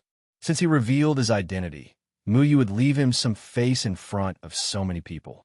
Muyu walked in front of the old man and bowed slightly. Holding back his laughter, he said, "Greetings to old ancestor Yuanda." The old man's face twitched slightly. How could he not know that Muyu was mocking him? However, it was already good that Muyu didn't point at his nose and scold him in front of outsiders. He felt very happy in his heart. He thought to himself, there's a time when you have to lower your head in front of me. And we're all from the Pill Cauldron School. Tell me what's going on. As my grand disciple and also the branch master of the Green Bamboo Peak, you need to explain the matter clearly. The old man stroked his beard and asked seriously. When everyone heard the old man's words, there was another uproar. Muyu is actually old ancestor Yuan's grand disciple. Many people quickly remembered that Muyu was not only Jian Ing Chunfeng's disciple, but also Deadwood Chongqing's disciple. Old ancestor Yuanda was Deadwood Chongqing's martial uncle, so it wasn't wrong to be his grand disciple. Muyu really wanted to throw his shoe at the old man's face. Damn it! At this time, he still didn't forget to take advantage of him. Grand disciple, why didn't he go up to the sky and stand shoulder to shoulder with the sun? Reporting to old ancestor, Muyu purposely dragged out his tone, thinking that he would definitely teach this old man a lesson later. When 100 Herb Hall opens its doors to do business, it pays attention to fairness and justice. Our Pill Cauldron School has always adhered to the philosophy of treating people with integrity and not harming the interests of our customers. This Li Hen Sacred Lotus is originally 3,000 years old, but this guy said that it's 1,000 years old. If we do this business and outsiders know about it, they will think that our store is bullying our customers. Just now, I really couldn't stand it anymore, so I stood out and wanted to help this fellow Taoist. Muyu handed the Li Hen Sacred Lotus to the old man. The old man glanced at Muyu, then weighed it in his hand and nodded in surprise. He said loudly, "This is indeed a 3,000-year-old Li Hen Sacred Lotus." The pockmarked youth's face was filled with ecstasy. To be able to be personally appraised by old ancestor Yuanda, this was a supreme honor. Happiness came too suddenly. The pockmarked youth stared at Muyu with stars in his eyes, wishing that he could jump over and hug Muyu. Muyu felt uncomfortable being stared at by the pockmarked youth. He suddenly regretted poking his nose into other people's business. Damn it, this guy can't be gay, right? Muyu cleared his throat and continued. Our Pill Cauldron School has always been straightforward in our business. Customers come first. Only by polishing our own signboard can we gain the trust of more people. Doing business is built on the trust of both parties. The Li Hen Sacred Lotus is the Li Hen Sacred Lotus, and the Li Hen Sacred Lotus is the Li Hen Sacred Lotus. We have never inverted right and wrong. So in the future, when you do business with our 100 Herb Hall, you can rest assured. You don't have to worry that we will make you suffer. In my life, I hate treacherous and cunning people the most, so I've always been on the side of reason. Well said. As expected of a true God's disciple, a person should pay attention to principles. Muyu's words were so righteous that it actually stirred up the emotions of the group. Everyone couldn't help but cheer for Muyu. Among them, there was no lack of people who saw the wind as the rudder. Of course, All of this was just Mu Yu casually spouting nonsense. He stood up purely because he couldn't stand Ji Liangsai's arrogant attitude. The old man coughed twice and continued. In fact, a 3,000-year-old Li Hen sacred lotus could be mistaken for a 1,000-year-old Li Hen sacred lotus. Even a fifth-tier alchemist could be mistaken, so Ji Liangkai can't be blamed. I can guarantee everyone that this kind of thing will never happen again. Mu Yu spoke happily, so the old man could only helplessly help clean up the mess. In the end, he was still a member of the Danding sect. At this time, of course, he couldn't admit that Ji Liangkai did it on purpose. Otherwise, everyone would think that Ji Liangkai had always cheated cultivators like this.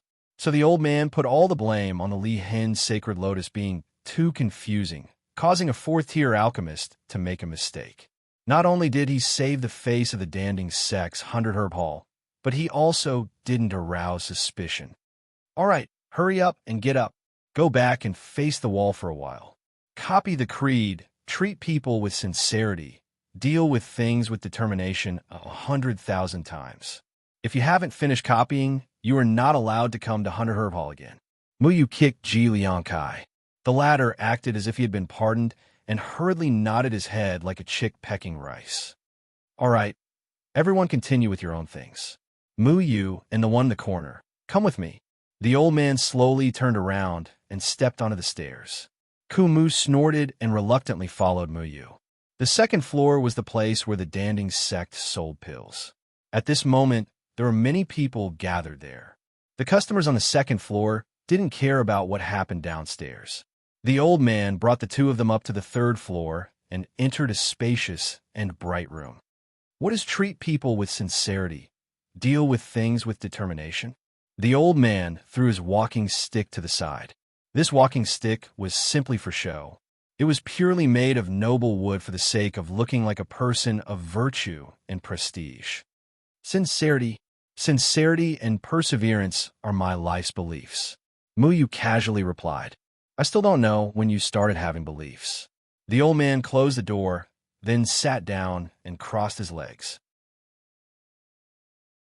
At this moment, he no longer had the expression of a person of virtue and prestige. He was just like a careless old man. None of your business. Damn it. Who was the one who said the two words disciple? Also, why are you dressed so grandly? Are you attending a funeral? Mu Yu unceremoniously scolded. However, Ku Mu kept staring at the old man and asked, You broke through to the tribulation passing stage? You're an 8th ranked pill master, right? Tribulation passing stage. 8th ranked pill master. That's right. Thanks to the little bastard, after clearing the wood dregs in my body, I accidentally broke through. Huh. The old man was as happy as an old urchin and continued. No matter what, I'm still a person of status. I can't dress sloppily anymore.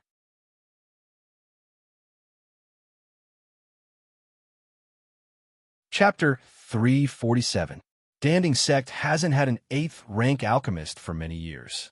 Most of the 8th rank elixir's effects are heaven-defying. Just think about the origin returning pill. Unexpectedly, after Mu Yu helped the old man clear the wood dregs in his body, the old man actually broke through the shackles that troubled him for decades and directly became an 8th rank alchemist. Amazing, old man. Quickly pay the fee and give me a few dozen 7th rank elixirs.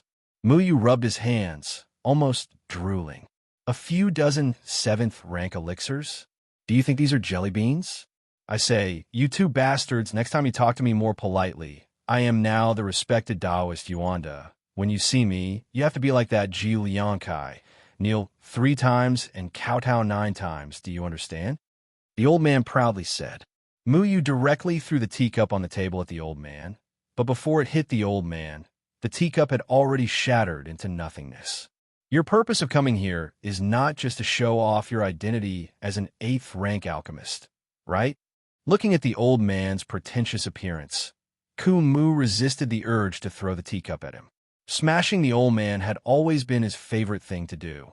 The old man unbuttoned his Taoist robe. Half of it drooped on both sides, revealing the dirty cloth inside, completely destroying his immortal and respectable image. It's really tiring to dress like this. The old man simply took off his luxurious Taoist robe and threw it on the ground. If it wasn't for the summons of the Sanchong Palace, I really would be too lazy to go out. Don't you know it's very tiring for an old man to go out? Why did the Sanchong Palace summon you? Muyu held back his laughter, seeing the old man's tattered cloth was obviously more amiable than the noble Taoist robe. Isn't it because of those messy Yumon events? Now the Sanchong continent is becoming more and more chaotic. The Yumon activities are becoming more and more frequent. All the cultivators above the crossing calamity stage have to go to the Sanchong Palace to wait for orders. The old man pretended to be serious as he tidied up his tattered cloth. You know where the Sanchong Palace is? Muyu had always heard from his master that the threefold palace was mysterious, and no one knew the exact location of the threefold palace. He did not expect that the old man would want to go there. Of course, the threefold palace is in. The old man paused for a moment. Then his face suddenly showed a trace of confusion. He scratched his nose and said, I know where it is, but I can't tell you. The threefold palace placed some kind of restriction on me. Once I want to say the location of the threefold palace, I will lose my memory temporarily. You can do that. Muyu felt that the mysterious threefold palace's methods were truly heaven-defying. The old man guarding the pavilion had already reached the tribulation passing stage, but his body was still restricted by the threefold palace. How powerful was the guardian behind the threefold palace? If you go to the Sanchong Palace and wait for orders, how long will you be there? Kumu frowned. The old man shrugged his shoulders and said, Who knows? The Sanchong Palace said that they wanted us to do something to prepare for the defeat of Yumon, but I don't know the specifics. Anyway, I saw that it was still early, so I thought I'd walk around. Last time, I heard you guys talking about the 50-mile garden in the south, so I came here to take a look. I didn't expect to really meet you two little bastards. What does the threefold palace want you to do? Could it be that they want to gather all the older generation above the tribulation passing stage in the threefold continent? Muyu continued to ask. Many sects actually had powerful experts above the tribulation passing stage. Even the Pill Cauldron sect definitely had more than just the old man guarding the pavilion. However, no matter which sect it was, when faced with the problem of Yumon, they had no choice but to obey the orders of the threefold palace. With one order from the threefold palace, all the tribulation passing stage experts had to go. This was the absolute prestige of the threefold palace. That's not it. They just called some of them to go. 2 days ago, I saw the White Ape Demon King. That guy seems to be going as well. Oh right, the White Ape Demon King told me that Muyu, you little bastard, went to the hell on earth. I always thought that you were a decent person, but why didn't you change your bad habits? The old man once again put on a virtuous attitude and said bitterly to Muyu, Damn, I'm going there for something, okay? Muyu's face was full of black lines. Who doesn't have something to do there? The old man blinked his eyes and laughed evilly. Damn it, I can't explain it to you. Muyu's face flushed red. Why did people always want to throw dirty water at him when he was a young man with pure three views? Of course, there's no way to explain this kind of thing. It's still good to be young. You can squander your body as you wish, unlike us. Just a little bit of strenuous exercise on the bed, and we will twist our old waist. The old man patted his back and said enviously. When Muyu saw the action of the old man, he suddenly remembered the words of Shimonwuji. Someone here might be the righteous elder you usually see. He opened his eyes wide and said, Okay, you old bastard. Did you also go to the hell on earth? The old man snorted and solemnly puffed out his chest and said, I'm the virtuous and virtuous Taoist Yunda, the famous 8th rank alchemist. I'm an existence revered by everyone in the world. Now, I'm also your martial uncle. You think everyone is like you, full of dirty tricks? Damn it. How could he be as shameless as the White Ape Demon King? Muyu is already speechless by the old man's words. If he had the strength, he would definitely give this old guy a good beating, so that he wouldn't always act like he was extraordinary and take advantage of Muyu. Okay, I don't want to talk nonsense with you. Old man wants to return to Danning's sect. Can you send him back? Muyu decided not to talk nonsense with the old man anymore. Now, There was no more wood dregs in the old man's body, and his cultivation had also increased greatly. Muyu no longer had anything to use against this old guy. Deadwood bastard wants to return to Danding's sect? Did the sun rise from the west? The old man looked at Deadwood with some surprise. Deadwood stiffly said with ashen face, "Old bastard, I don't want to disappoint Schwer. Oh, how could it be so easy to be my son-in-law? Let me hear you call me father first." The old man mischievously smiled. Deadwood stood up and directly slammed the door and left. Look at him. I really don't know if I have bad luck or something. If I let him be my son-in-law, who will take care of me in the future? The human heart is not what it used to be. The old man groaned. Then his eyes fell on Muyu and asked, "You will take care of me, your martial uncle, right?" When Muyu heard the word, "take care of me," he was so angry that he laughed. His cultivation was so high, yet he still wanted others to take care of him. With his identity, many people would rush to serve him. Why would he need to worry about taking care of me? This old guy wanted to rely on his identity as Deadwood's martial uncle to forcefully establish a relationship with Muyu.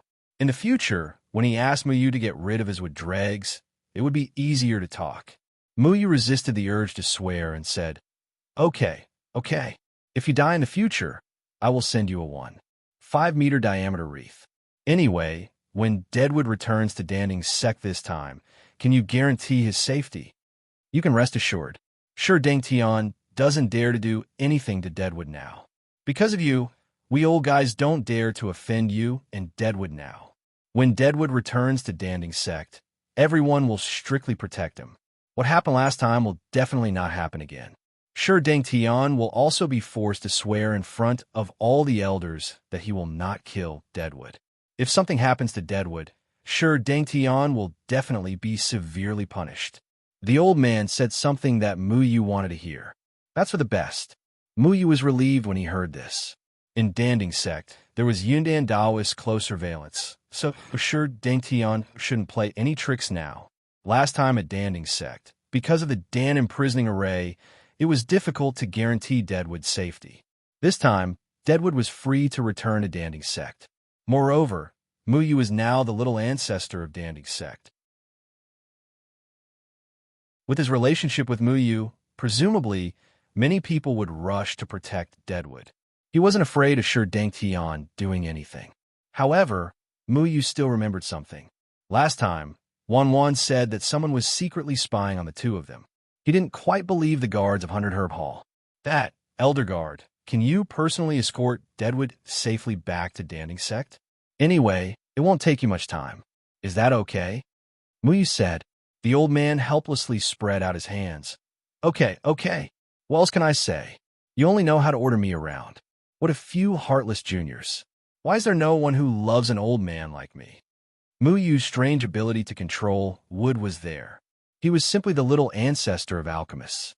Moreover, he helped the old man a lot last time, allowing him to successfully become a crossing calamity stage alchemist. In addition to the relationship between Deadwood and his daughter, the old man naturally couldn't refuse. Then I'll thank you in advance. In the future, if anyone wants to remove wood dregs, feel free to look for me. I'll give you a 10% discount. Muyu impudently patted the old man's shoulder and said leisurely. The old man's eyes twitched. With Muyu's exorbitant price, not to mention a 10% discount, even a 50% discount would be too expensive. Okay, my little ancestor. The old man looked at Muyu's harmless smile and sighed in his heart. He patted his forehead with some heartache. Every time he wanted to remove wood dregs, he would be extorted once. This was simply too much. However, this was like Zhou Yu beating Huanggai. One was willing to hit, while the other was willing to be hit. Muyu had grasped the weakness of all alchemists. Even the old man couldn't be arrogant in front of Muyu. The higher the rank of the pill, the more dregs would accumulate in the body. He was afraid that if the old man refined a few rank 8 pills in the future, his body would accumulate a large amount of wood dregs to trouble him. At that time, he would have to look for Muyu to remove his stubborn ailment. Okay, you go out first. I want to talk to old man Kumu. Muyu directly ordered him to leave. Damn, what do you two have to talk about with your back facing me? Kumu is already my son-in-law. In the future, We will all be one family. Why are you still talking about two families? The old man scolded. We want to say some emotional words of farewell. We might even have to wipe some tears. Do you want to listen? Muyu asked. The old man rolled his eyes and said with interest, Really? I haven't seen you and Kumu shed tears. I want to listen. I don't want you to listen. Muyu didn't say anything and pushed the old man out. The old man curled his lips and stood up. Halfway through, he turned back. By the way, I am now an old immortal respected by everyone. It's not good to wear these clothes. I have to establish my image of virtue and prestige. He put on the gorgeous clothes again. The whole process was a bit strenuous, and the clothes seemed to be a bit small. Muyu walked over to help him pull up his sleeves and scolded. You are an 8th rank alchemist of the Danding sect. Are you so poor that you can't even afford to buy bigger clothes? I don't like to dress so grandly. The last time I wore these clothes was 20 years ago. Maybe in these 20 years, my body has become more majestic. Sigh, I can't help it. A treasured sword is still young. The old man compared his muscles and said with a proud face. Muyu looked at his annoying appearance and resisted the urge to kick him.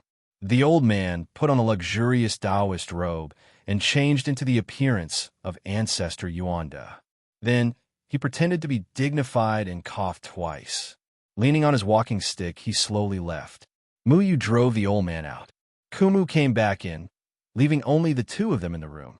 Muyu said, Old man, do you really not need me to send you back? You're tuning in to the Warrior Lore YouTube channel. Don't forget to subscribe and join us on this journey to catch the most captivating stories.